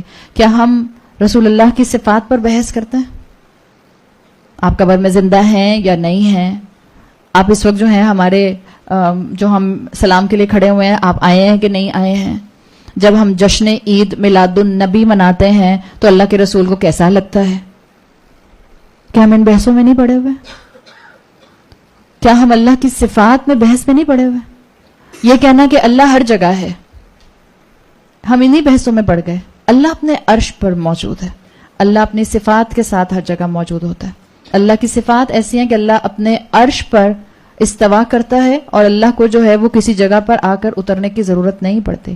ہاں اللہ کی ایک جو صفت آتی ہے احادیث کے ذریعے، اور اللہ کیسے آتا ہے واللہ عالم، کہ اللہ ہر رات جو آخری رات کا حصہ ہوتا ہے اس میں آسمان دنیا، پہلا آسمان جو ہے فرسٹ ہیون، اس کے اوپر اللہ آتا ہے اور اللہ وہاں ندا لگاتا ہے کوئی پکارنے والا جس کو میں جواب دوں؟ ہے کوئی مغفرت طلب کرنے والا تاکہ میں اس کو بخش دوں؟ ہے کوئی سوال کرنے والا تاکہ میں اس کو عطا کروں؟ تو اللہ نے جو اپنا انٹروڈکشن کرا دیا ہے وہ آپ کی اور میرے لیے کافی ہونا چاہیے. لہٰذا اسکالرز کہتے ہیں کہ دین میں جدال کی، بحث کی گنجائش نہیں ہے. یہ بات کلیئر ہو گئی؟ نمبر 1، بغیر علم کے بات نہیں کرنی. نمبر 2، اپنی عام زندگی کے اندر، اپنی انڈیویجول زندگی کے اندر بحث کرنا چھوڑ دیں. لوگوں کو بحث کر کے بار بار جو ہے وہ قائل کرنے کی کوشش نہ کریں. ایک دفعہ پیغام دیں، اس کے بعد اگر آپ کو لگے کہ اب صرف arguments just for the sake of arguments ہو رہے ہیں، کوئی بات سن نہیں رہا اور دل پر اثر نہیں ہو رہا، جسٹ بی کوائٹ، چھوڑ دیجئے. بعض اوقات آپ اللہ سے حکمت مانگیں. بعض اوقات لوگ آپ کو اتنا لمبا لمبا میسج بھیج دیتے ہیں یا کوئی ایسی نامناسب بات بھیج دیتے ہیں جو آپ کو لگتا ہے کہ یہ دین کی نہیں ہے اور دین سے ریلیٹڈ ہے. اللہ سے حکمت مانگیں، اللہ اس کا جواب دوں یا خاموش ہی رہوں. 99% بہتر ہے خاموش رہیے. ہاں اگر وہ آپ سے سوال کرتی ہیں کہ کیا یہ ٹھیک ہے یا غلط ہے، تب آپ ان کی اصلاح کے لیے ان کو صحیح بات بتا دیجیے. صحیح؟ یہ ایک ایویڈنس پروف چیز ہے جو اسکالرز نے اسلام کی ہمارے سامنے رکھی ہے کہ دین میں آرگیومنٹس کرنا پسندیدہ نہیں ہے. دوسری طرف آپ قرآن کھولتے ہیں تو قرآن میں سورہ نحل میں آتا ہے آیت نمبر 125 میں وَجَادِلْهُمْ بِالَّتِي هِيَ أَحْسَنُ، اور ان سے بحث کرو، ان سے گفتگو کرو، ان سے آرگیومنٹس کرو مگر وہ جو بہترین ہو. سورہ انعام کی آیت نمبر 83 میں آتا ہے وَتِلْكَ حُجَّتُنَا آتَيْنَاهَا إِبْرَاهِيمَ. کیا ابراہیم علیہ السلام نے نمرود سے بحث نہیں کی تھی؟ کیا ابراہیم علیہ السلام نے اپنے والد سے بحث نہیں کی تھی؟ کیا ابراہیم علیہ السلام نے اپنی قوم کو آرگیومنٹس نہیں دیے تھے جب چاند کو دیکھا تھا، جب سورج کو دیکھا تھا؟ تو یہ آرگیومنٹس بھی تو ہوئے تھے. تو فقہا اور علماء یہ اس بات کو کیسے بیلنس کرتے ہیں؟ کیا فقہا اور علماء جیورسٹ جو ہوتے ہیں وہ آپس میں بحث نہیں کرتے کہ کس حدیث سے کون سی رولنگ نکالی جائے گی؟ تو پھر کہاں لائن ڈرا کریں؟ بعض اسکالرز کہتے ہیں، جیسے آپ نے سنا ہوگا، آپ نے اگر ہسٹری پڑھی ہے اسلام کی، حضرت علی رضی اللہ عنہ نے خوارج سے، خارجائٹ سے بحث نہیں کی تھی، ان کو سمجھانے کی پوری کوشش کی تھی، ان سے آرگیومنٹس کیے تھے. امام شافعی نے حفظ الفدر سے، فرد سے بہت بحث کی تھی. امام احمد نے اپنے دور میں بہت آرگیومنٹس دیے، جو ان کے دور کا جو بھی خلیفہ تھا جو تھا، اور وہ خلیفہ تھا جس ٹائم پر وہ بحث اٹھتی تھی کہ قرآن جو ہے وہ اللہ کی مخلوق ہے کہ نہیں ہے. اور امام احمد کے لیے آتا ہے کہ امام احمد اپنے سٹانس سے نہیں ہٹے، یہاں تک کہ ان کو اتنا مارا گیا کہ اسکالرز لکھتے ہیں کہ اگر اتنی مار کسی ہاتھی کو پڑتی تو وہ چیخ اٹھتا. لیکن وہ اپنے سٹینڈ سے نہیں ہٹے. انہوں نے کہا نہیں، جو بات اللہ اور اللہ کے رسول نے بتا دی میں اس سے ایک قدم بھی آگے پیچھے نہیں ہوں گا. تو یہ دونوں طرف آپ کے پاس ایویڈنسز کے سمندر موجود ہیں. اس میں بیلنس کیسے مینٹین کریں گے؟ Number 1 and the main balance. اس میں اگر آپ تفاسیر کو پڑھیں اور اصول التفسیر پڑھیں تو آپ کو پتہ چلتا ہے کہ اسکالرز 4 طرح کے مختلف آرگیومنٹس بتاتے ہیں جو ہوتے ہیں. میں یہاں نہیں بتاؤں گی ورنہ آپ لوگ بہت کنفیوز ہو جائیں گے. انشاءاللہ آپ میں سے جس کو شوق ہے آگے پڑھنے کا وہ آ کر ہمارے انسٹیٹیوٹ کو جوائن کرے اور پھر کورس میں آ کر بیٹھے. پھر ہم آپ کو ایسا علم پلائیں گے اور کھلائیں گے کہ جس کے بعد انشاءاللہ آپ کو مزہ آ جائے گا. تو میں یہاں نہیں بتا رہی کہ وہ 4 طرح کی جو جدال ہیں، آرگیومنٹس ہیں شریعت میں، وہ کس طرح سے پن پوائنٹ کیے گئے ہیں اور قرآن کیسے ان کو جو ہے وہ ڈپکٹ کرتا ہے. صرف ایک چیز یاد رکھیں، قرآن میں بیلنس کیا ہے؟ وہاں پر آپ آرگیومنٹس کر سکتی ہیں جہاں پر خیر نکلنے کا آپ کو جو ہے وہ یقین ہو. سمپل، یہ ایک سمپل اصول ہے. اس کے لیے وہ کہتے ہیں التجادل للحق بالحق. صرف آرگیومنٹس ہوں گے حق کے ساتھ اور حق کے لیے. That's it. It's a simple rule. اگر آپ کے پاس علم ہے تبھی آپ بالحق کے ساتھ جدال کریں گے. علم نہیں ہے تو آپ کو یہیں پہ سٹاپ کرنا ہے. تو صرف آرگیومنٹس ہوں گے جب دو چیزیں آپ کو اپنی بہت کراس چیک کرنی ہے, نیت پلس دا میتھڈالوجی. اتجادل بالحق للحق, اگر یہ سین ہے تو اسکالرز کہتے ہیں کہ اسلام اس صورت میں جو ہے وہ اجازت دیتا ہے. اور اس لیے اسکالرز کہتے ہیں کہ وہ کہتے ہیں کہ اگر اس میں فائدہ ہے, جیسے مثال کے طور پر سیکھنے کے لیے انسان جو ہے وہ سوال کر سکتا ہے, سیکھنے کے لیے انسان جو ہے وہ کراس آنسرز کراس کوشچنز کر سکتا ہے. جیسے جج ہے, جج کو معلوم کرنا ہے نا وٹنس سے کہ کیا کیا معاملہ ہوا تھا, اس میں ایک بحث کا معاملہ, آرگیومنٹس کا معاملہ ہو سکتا ہے, تو وہاں پر اس کی اجازت ہے. اور بالکل جس طرح سے حضرت علی رضی اللہ عنہ نے خوارج کے ساتھ کیا تھا, یا امام احمد نے کیا تھا, یا امام شافعی نے کیا تھا, اس کی بالکل اجازت ہے, اس لیے کہ وہ آرگیومنٹس تھے. التجادل تھا بالحق للحق. آگے اسی آیات میں آگے آ جائے گا کہ کفار بھی جھگڑا کرتے ہیں, لیکن وہ جھگڑا کرتے ہیں بالباطل للباطل, وہ کرتے ہیں فالز ہوڈ کے ساتھ اور فالز ہوڈ کے لیے, یا وہ کرتے ہیں جھگڑا فالز ہوڈ کے ساتھ, جھوٹ کے ساتھ, حق کو نیچا دکھانے کے لیے. آپ نے اور میں نے اپنی زندگی کا ایک بیلنسڈ اصول کیا اپنانا ہے, جہاں آپ کو لگے کہ یہاں سے خیر نکلے گا میرے بات کرنے سے, بحث کرنے سے یا آرگیومنٹس دینے سے, تب میں بات کروں, علم کے ساتھ بات کروں, نیت صرف اور صرف اللہ کی رضا ہو, سامنے والے کو نیچا دکھانا نہ ہو, تو اللہ تعالیٰ انشاءاللہ آپ کی اور میری پکڑ نہیں کریں گے. تو یہ چیز یہاں پر واضح کر دی گئی کہ اللہ تعالیٰ نے ایک بات اپنی اس آیت میں بتا دی کہ انسان کے اندر آرگیومنٹیٹو ہونا موجود ہے. رسول اللہ صلی اللہ علیہ وسلم کی حدیث کا مفہوم آتا ہے, آپ نے فرمایا اللہ جن کو تباہ کرنا چاہتا ہے, جبکہ کہ ان کے پاس ہدایت آ چکی تھی, یعنی ہدایت ان کو نظر آئی تھی یا انہوں نے اپنائی تھی, مگر عمل سے اس کو ثابت نہیں کیا, تو اللہ اس قوم کو آرگیومنٹس میں انوالو کر دیتا ہے. کیا مسلمان ان بحثوں میں انوالو نہیں ہوئے کہ براق حلال ہے یا حرام ہے؟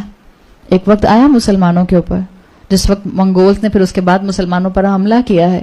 مسلمان علماء اس وقت ان بحثوں میں مشغول تھے کہ براق جس پر بیٹھ کر رسول اللہ صلی اللہ علیہ وسلم کو آسمانوں کا سفر اسراء والمعراج کرایا گیا تھا, وہ حلال ہے یا حرام ہے.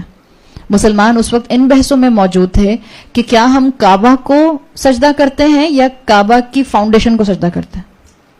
آپ کو معلوم ہے یہ بات, یہ بحثیں ہیں اسلام میں, اس لیے کہ انہوں نے کہا کہ اگر کعبہ کہیں چلا جائے, آپ کو معلوم ہے کعبہ کسی کو وزٹ کرنے بھی گیا ہے ہماری ہسٹری میں, غلط طریقے سے جو کوٹ کیا گیا ہے کہ کعبہ اپنی جگہ سے غائب ہو گیا اس لیے کہ فلاں جو بڑے اللہ کے ولی تھے وہ حج کرنے آ رہے تھے, وہ نہیں پہنچ سکے, تو اللہ نے کعبہ کو ان تک پہنچا دیا. ہم نے تو دین کا ایسے مذاق بنایا ہے. اور پھر یہ بحثیں ہوئی ہیں مسلمانوں کے اندر کہ ہم کعبہ کی عمارت کو, اس کی بلڈنگ کو سجدہ کرتے ہیں یا اس کی فاؤنڈیشن کو سجدہ کرتے ہیں. تو کیا جب کعبہ موو کرے گا کسی کے لیے تو کیا ہم بھی کعبہ کے ساتھ ساتھ موو کریں گے؟ جب آرگیومنٹس میں انسان پڑتا ہے تو اتنی ہی گہرائی میں گرنا شروع ہو جاتا ہے. آپ سب بھی اس بات کو سن کر دکھ کا اظہار ہی کر رہی ہیں نا, لیکن کیا ہم بھی اسلام کے اوپر اور شریعت کے اوپر اس طرح سے اور اس سے بھی زیادہ پیتھیٹک آرگیومنٹس نہیں کرتے؟ ہم بھی کرتے ہیں. کیسے کیسے آرگیومنٹس ہم نے نہیں سنے اور نہیں دیے کہ کسی طرح سے یہ پروف ہو جائے کہ مسلمان عورت کو حجاب اور نقاب نہیں لگانا. کیسے کیسے آرگیومنٹس ہمیں نہیں ملے. پڑھیں کتابیں اور کھولیں, آج بھی ڈیبیٹس ہوتی ہیں, آج بھی ٹیڈ ٹاکس ہوتی ہیں اس کے اوپر, ایسا ہاٹ ٹاپک ہے, آج بھی ٹیڈ ٹاکس ہوتی ہیں اس کے اوپر کہ قرآن کیا کہتا ہے حجاب کے بارے میں اور مسلمان کیا شو کرتے ہیں اس کو. آج بھی یہ بحثیں ہوتی ہیں کہ مسلمان عورت کے لیے دوپٹہ لینا بھی ضروری ہے کہ نہیں ہے. ہم کیا ہیں مسلمان؟ ہم کعبہ کی بات سن کر اتنا پریشان ہو رہے ہیں, ہم قرآن کے واضح اصولوں کے اوپر کیا باتیں کرتے ہیں. حیا مسلمان کی مین کریکٹرسٹک ہے, مین ٹریٹ ہے. حیا مسلمان کی مین کریکٹرسٹک ہے, مین ٹریٹ ہے. مسلمان عورت کا اپنے جسم کو ڈھانپنا نامحرم کے سامنے, یہ ایک مین ٹریڈیشنل چیز رسول اللہ صلی اللہ علیہ وسلم, ازواج اور صحابیات اور سب سلف صالحین کے اندر چلی آ رہی ہے. آج ہم اس کو ڈینائی کریں گے؟ آج ہم ان بحثوں میں پڑ گئے کہ تراویح کی نماز ہے بھی کہ نہیں ہے. ایک وقت تھا بحث ہوتی تھی کہ 20 ہیں کہ 8 ہیں, آج تو بحث یہ ہونا شروع ہوئی کہ تراویح نہیں ہے. تو یہ بالکل ایسی ہی مثال ہے کہ جب انسان آرگیومنٹس دینا شروع کرتا ہے, اور آرگیومنٹس دیتا ہے انسان اپنی عقل کو استعمال کر کے. کیا فائدہ ایسی عقل کا کہ جو عقل جس کی دی ہوئی ہے اسی کے خلاف استعمال ہو رہی ہے. کیا سارے پیچھے کے ٹریڈیشنز, ساری نقل, سارا علم, سارا ٹیکسٹ ریٹنڈنٹ ہو گیا, بیکار ہو گیا؟ سب علماء کی تفاسیر ضائع ہو گئی کہ آج ہم میں لوگ اٹھ کے اور وہ یہ کہنے لگ گئے کہ تراویح ہے ہی نہیں, تراویح کی کوئی حقیقت ہی نہیں ہے. ہمیں آنکھیں کھولنے کی ضرورت ہے. کب تک ہم اپنے گھروں کی ٹھنڈک میں بیٹھ کر صرف اور صرف اپنی جو ہے وہ 4 صدقہ کر کے 4 روپے اور 2 نمازیں پڑھ کر سمجھیں گے کہ ہم نے حاتم طائی کی قبر پر لات ماری؟ ہم اس دین کو ڈیفینڈ نہیں کریں گے. یہ دین جو کہ پیروں کے نیچے روندا جا رہا ہے, یہ دین جس کی کہ اس وقت پرنسپلز کو ہلایا جا رہا ہے. آپ کو میں حقیقت بتا رہی ہوں, یہ وہ وقت ہے آج جس میں داڑھی اور حجاب سے زیادہ اس دین کے پرنسپلز ہلائے جا رہے ہیں, اس کا فاؤنڈیشن ہلایا جا رہا ہے. اور ہم مسلمانوں کو اب بھی جو ہے وہ عقل نہیں آئے گی. ہم مسلمان اب بھی اس کے لیے اپنی صلاحیتوں کو استعمال نہیں کریں گے. ہم اب بھی وقت نہیں نکالیں گے. ہم اب بھی یہی سمجھتے رہیں گے کہ ہاں آئے گا کوئی اللہ کا بندہ اور اس دین کو ٹھیک کر دے گا, جیسے بالکل ہم سمجھتے ہیں آئے گا کوئی اللہ کا بندہ اور اس ملک کو ٹھیک کر دے گا. کہاں سے آئے گا وہ اللہ کا بندہ؟ کون سے فرشتوں کے انتظار میں ہم بیٹھے ہیں؟ اللہ مجھ سے نہیں پوچھے گا کہ کیا وہ بندہ تم نے دیکھا تھا جو پاکستان کو ٹھیک کرنے آ گیا تھا؟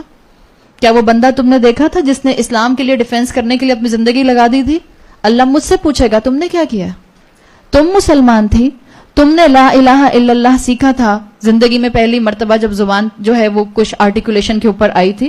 تم مسلمان گھرانے میں پیدا ہوئی تھی, تمہیں اللہ نے علم دیا تھا, تمہیں عقل دی تھی, تمہیں اللہ نے لگژریز دی تھی. یہ ہر ایک کے پاس لگژری نہیں ہوتی ہے کہ نکل کر علم حاصل کرے اور آگے جو ہے وہ لوگوں کو پڑھائے. جن کو اللہ نے فرصت دی ہے اللہ ان سے سوال کرے گا.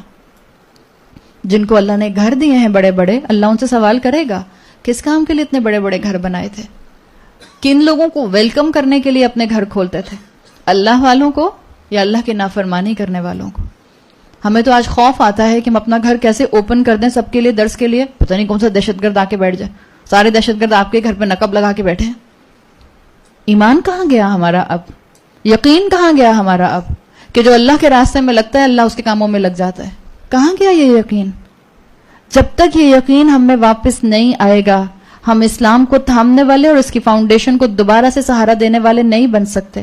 وہ عمارت جو گر رہی ہے اسلام کی, کس کو کتنی فکر ہے کہ اپنا ہاتھ لگا کر, اپنا حصہ ڈال کر, اپنی طاقت سے اس دیوار کو دوبارہ کھڑا کرے؟ یاد رکھیں اللہ اس اسلام کو دوبارہ کھڑا کرے گا. یہ تو اللہ کا وعدہ ہے اور اللہ کا کام ہے, اور اللہ چاہے تو اللہ ایک کلمہ ایک کن سے آج اس اسلام کو کھڑا کر سکتا ہے. اللہ کیوں نہیں کھڑا کر رہا؟ اللہ مجھے جج کر رہا ہے, اللہ مجھے ٹیسٹ کر رہا ہے. اللہ دیکھنا چاہتا ہے میں اپنی ول پاور سے, اپنی خواہش سے, اپنی عقل سے, اپنے دل سے اللہ کے دین کو سپورٹ کرنے والوں میں شامل ہونا چاہتی ہوں یا نہیں ہونا چاہتی. یہ ٹھنڈے ٹھنڈے قرآن سننا تو بڑا آسان کام ہوتا ہے نا. آگے بڑھیں اور دین کو اپنے عمل میں لے کے آئیں. اللہ کرے کہ ہم جب اس رمضان سے نکلیں, اور اللہ کرے کہ آج سے ہی نکلیں, کیوں جب ہمارے خاندان والوں کو ہماری کردار کی چینجز نظر آنا شروع ہو جائیں, ان کو ہماری ٹرانسفارمیشن نظر آئے کہ ہم میں دھیما پن آ رہا ہے, ہم میں اخلاق آ رہا ہے, ہم میں دین کی لائلٹی آ رہی ہے, ہمیں شریعت پر عمل کرنے کے لیے ایک پریشانی ہمیں محسوس ہونا شروع ہو رہی ہے, ہم قدم اٹھا رہے ہیں, لوگوں کو ہماری تبدیلی نظر آئے. یہ میں کیوں کہہ رہی ہوں؟ اس لیے کہ اسلام کو اسٹرینتھ بنانے کے لیے آپ کو اپنے اسلام کو ظاہر کرنا ہوگا. کب تک دلوں میں چھپا رہے گا اسلام؟ کب تک دل میں کہیں گے ہاں ہاں ہم مسلمان ہیں, ہاں ہاں ہم اسلام سے بہت محبت کرتے ہیں. محبت اظہار مانگتی ہے. کہاں ہے ہمارا اظہار؟ کہاں ہے ہماری محبت ہے؟ تو اللہ تعالیٰ نے واضح کر دیا کہ جو جھگڑے ہوتے ہیں یہ انسان کو صرف اور صرف اسلام کی اسپرٹ سے دور لے جاتے ہیں, تقوی کی اسپرٹ سے دور لے جاتے ہیں. اللہ نے منع کر دیا اللہ کے رسول کے ذریعے کہ یہ بات سن لیں وہ قومیں جو کہ آرگیومنٹس میں انوالو ہوتی ہیں. اللہ کی نظر میں یہ لوگ پسندیدہ نہیں ہیں جو آرگیومنٹس کو اپنی زندگی کا حصہ بنا لیتے ہیں. اور یاد رکھیں منافق بحثوں میں انوالو ہوتا ہے. منافق جس کا ٹائٹل مسلمان ہوتا ہے, منافق جس کو جہنم کے نچلے ترین گڑھے میں ڈالا جائے گا, درکل اسفل من النار. اور وہ نچلا حصہ سمجھ لیں کہ جو فرنس ہوتی ہے اس فرنس کا سب سے نیچے کا باٹم پارٹ سب سے زیادہ گرم ہوتا ہے. اور منافق کے لیے, مسلمان کے لیے وہ جگہ اپوائنٹڈ رکھی گئی ہے, اس لیے کہ منافق مسلمان تھا حق نظر آنے کے باوجود, حق ایڈمٹ کرنے کے باوجود کس بات کا ڈیلے کرتا رہا, کس چیز کا انتظار کرتا رہا؟ اللہ نے یہی بات آگے آیت نمبر 55 میں فرمائی ہے, وَمَا مَنَعَ النَّاسَ أَن يُؤْمِنُوا إِذْ جَاءَهُمُ الْهُدَى. اللہ کہہ رہا ہے کہ کیا چیز ہے جس چیز نے ان کو روکا, انسان کو کس چیز نے اس سے روکا کہ یہ ایمان لاتے جب ہدایت ان کے پاس آئی تھی؟ کیا انتظار کر رہے تھے؟ وَيَسْتَغْفِرُوا رَبَّهُمْ, اور اپنے رب سے معافی مانگتے. ایمان اور استغفار کو اکٹھا کیا گیا ہے. وما مَنَعَ النَّاسَ, کس چیز نے لوگوں کو روکا, ان یؤمنوا, کہ وہ ایمان لاتے ہدایت پانے کے بعد, وَيَسْتَغْفِرُوا, اور وہ استغفار کرتے. ایمان اور استغفار یہ دونوں اسٹرانگ کمبینیشن ہے آپ کی اور میرے فیتھ کا. اسکالرز کہتے ہیں لِأَنَّ الْإِيمَانَ لَا يَقُومُ إِلَّا عَلَى الرُّكْنَيْن, ایمان دو رکن پر, دو پلرز پر کھڑا ہوتا ہے. یعنی آپ مومن نہیں ہو سکتے جب تک آپ یہ پلر پورے نہ کریں. ایک ہے نفی, نیگیشن, اور ایک ہے اثبات, یعنی کہ بات ماننا. جب آپ کہتے ہیں لا الہ الا اللہ, اس میں ایک بات کو آپ نیگیٹ کرتے ہیں اور ایک بات کو آپ افرم کرتے ہیں. آپ کہتی ہیں نو ڈائٹی, دیر از نو ڈائٹی, کوئی خدا نہیں ہے الا اللہ, سوائے اللہ کے. یہ آپ کا ایمان ہے. اس لیے ایمان کمپلیٹ کیسے ہوگا؟ جب آپ مانیں گی کہ صرف اور صرف اللہ ہے جو میری زندگی میں میرا محور ہونا چاہیے. اور استغفار آپ کریں گی اپنے ان سارے الہوں کے اوپر جن کو آپ نے اب تک الہ بنا کر رکھا تھا. یہ ہے کمبینیشن. ہدایت انسان کو ایمان اور استغفار پر لے کر آتی ہے. ہدایت والا انسان اپنی زندگی میں استغفار سے دور نہیں ہو سکتا. تو بتا دیا یہاں پر کہ کس چیز نے انسانوں کو روکا جب ان کے پاس ہدایت آ گئی تھی کہ وہ ایمان لاتے اور اپنے رب سے استغفار کرتے. الا ان تأتیہم سنت الاولین او یأتیہم العذاب قبلا, مگر یہ کہ ان کے پچھلوں والا معاملہ ان کے ساتھ بھی ہو اور یا کوئی ان کے اوپر عذاب آ جائے. بعض اسکالرز کہتے ہیں کہ یہاں پر اگر ریفرنس ٹو کانٹیکسٹ دیکھا جائے تو یہ قریش سے ذکر کیا گیا ہے کہ اللہ تعالیٰ ان کے اوپر جو عذاب یا سزا بھیجے گا, یعنی کہ ان کو وارن کیا جا رہا ہے کہ اب بھی اللہ کے رسول صلی اللہ علیہ وسلم کی زبان سے قرآن سن کے جو تم نے سوال کیے تھے ان کا جواب سن کر ایمان لے آؤ, اپنے پچھلے گناہوں پر معافی مانگ لو, ورنہ ایسا نہ ہو کہ تمہارے اوپر ایک سخت عذاب آ جائے جیسا تم سے پہلی قوموں پر آیا تھا جب انہوں نے اپنے انبیاء اور رسولوں کو نہیں مانا. کیا اللہ تعالیٰ نے قوم عاد کو ہلاک نہیں کیا؟ کیا اللہ نے قوم سمود کو ہلاک نہیں کیا؟ کیا اللہ تعالیٰ نے لوط علیہ السلام کی قوم کو ہلاک نہیں کیا؟ کہ اللہ تعالیٰ نے آل فرعون کو ہلاک نہیں کیا؟ اللہ تعالیٰ ان سے بھی کہہ رہا ہے کہ دیکھو وارن ہو جاؤ اس سے پہلے کہ تم پر اللہ کی سزا آ جائے. اور مکہ کے بعد اگلی ہی مدینہ کے دور میں جو پہلی سزا جو ہے وہ قریش والوں کو محسوس ہوئی تھی وہ بدر کی جنگ تھی. غزوہ بدر کی شکل میں اللہ تعالیٰ نے ان کو ایک اور ہلانے کے لیے جو تھا, ایک وارننگ دینے کے لیے جھنجھوڑا تھا. اس لیے آپ جانتے ہیں کہ یہ سورت جو ہے یہ مکی سورت ہے. تو کلاسیکل اسکالرز کے مطابق وہ کہتے ہیں او یاتیہم العذاب قبلا سے مراد جو ہے وہ ایک وارننگ ہے جو جنگ کی شکل میں دی جا رہی ہے کہ دیکھو قریش کے لوگوں, اگر تم لوگوں نے آج بھی ہدایت نظر آنے کے بعد ایمان نہ لائے اور استغفار نہ کیا تو تمہیں ایک بہت بڑی جنگ کا سامنا کرنا پڑے گا. بالکل جیسے ہم جانتے ہیں کہ مسلمان امت اپنے آخری حصے میں بہت سی جنگوں کا سامنا کرے گی اور زیادہ تر جنگوں میں اس کو ڈیفیٹ ہوگی. اگر آپ, میں نے وہاں ذکر نہیں کیا تھا اس لیے کہ وہ بہت زیادہ لمبا ہو رہا تھا, اگر آپ آج جا کر یا کل جمعہ انشاءاللہ جب آپ سورہ کہف پڑھیں گی شروع کی 10 آیتیں پڑھتی ہیں تو وہاں آتا ہے بأسن شدیدن. بأسن شدیدن, باس جب سنگولر آتا ہے عربی زبان میں تو جنگ کے لیے آتا ہے, اور البأسائی جب جمع آتا ہے تو فقر کے لیے آتا ہے, پاورٹی کے لیے آتا ہے. اللہ تعالیٰ نے وہاں ایک انڈیکیشن دیا ہے کہ دجال جب آئے گا اور مسلمانوں کی جنگیں مختلف ہوں گی تو مسلمانوں کو بیک ٹو بیک شکست ہوگی, اور جب مسلمانوں کو بیک ٹو بیک شکست ہوگی تو ان کا ایمان کمزور ہوگا. ایمان کمزور ہوگا تو دجال کے پیچھے جائیں گے. جبھی دجال کے فتنے سے پناہ کے لیے جو ہیں وہ آیات پڑھی جاتی ہیں. تو ان کفار کو, قریش کے کفار کو وارن کر دیا گیا. اور ان جنرل کانٹیکسٹ اسکالرز کہتے ہیں کہ ہر نافرمانی کرنے والا جان لے کہ اللہ سے دور ہونے کی سزا اس کو دنیا میں بھی ملے گی. ملک الموت جب نظر آئے گا تو سزا کا اس کا آغاز ہو ہی جائے گا، لیکن یہ کہ جب وہ اللہ کی نافرمانی دنیا میں کرے گا تو اللہ کسی نہ کسی عذاب اور کسی نہ کسی سزا اور کسی نہ کسی بڑی آزمائش کے ذریعے انسان کو ضرور آزمائے گا. تو اللہ نے یہاں پر کہہ دیا کہ ایمان لے آؤ، اور استغفار کرنے میں ایک امید دلا دی کہ دیکھو اگر اب تک ہدایت کے باوجود، ایمان لانے کے باوجود اپنا رویہ نہیں بدلا ہے، اب بدل لو. کسی سزا کے آنے سے پہلے بہتر ہے کہ انسان اللہ کی سزا کے آنے سے پہلے اللہ کی طرف پلٹ جائے، بجائے اس کے کہ اللہ کی سزا ہمیں اللہ کی فرما برداری کی طرف پلٹائے. تو اللہ نے ایک اور چانس دیا ہے. اس آیت سے اسکالرز یہ بات کہتے ہیں کہ کسی بھی انسان کو اللہ سے زندگی کے کسی موقع میں نا امید نہیں ہونا چاہیے. جس وقت احساس دل میں آ جائے کہ اللہ کی طرف پلٹنا ہے اور آپ کو اپنی زندگی میں کئی گناہ نظر آئیں، ہو سکتا ہے کسی کو کبیرہ گناہ نظر آئیں، تب بھی اللہ سے نا امید نہ ہو. اللہ غفور اور رحیم ہے، اللہ لوگوں کو معاف کر دیتا ہے. تو اللہ چانس دیتا ہے. اللہ تعالیٰ نے ان قریش کے لوگوں کو بھی مینشن کر دیا کہ دیکھو اللہ نے تمہیں بھی چانس دیا ہے. آیت نمبر 56 میں فرمایا وَمَا نُرْسِلُ الْمُرْسَلِينَ إِلَّا مُبَشِّرِينَ وَمُنذِرِينَ، اور ہم رسولوں کو نہیں بھیجتے مگر صرف گلیڈ ٹائڈنگز کے لیے، خوشخبریوں کے لیے اور انذار کرنے کے لیے، وارن کرنے کے لیے. دیکھیں آپ کو ایک ہی جملے میں بالکل لا الہ الا اللہ کی طرح نفی اور اثبات مل رہا ہے. آپ کو یہاں پہ نگیشن اور افرمیشن مل رہی ہے. وما نرسل المرسلین، ہم نہیں بھیجتے رسولوں کو، یہ تو نگیشن ہو گیا نا. الا مبشرین و منذرین، مگر صرف یہ کام کرنے کے لیے. اگر آپ اس میں سے ما اور الا نکال دیں تو کیا بنے گا؟ نرسلو، ہم بھیجتے ہیں، المرسلین، رسولوں کو، مبشرین و منذرین، خبردار کرنے والا بنا کر اور خوشخبری دینے والا بنا کر.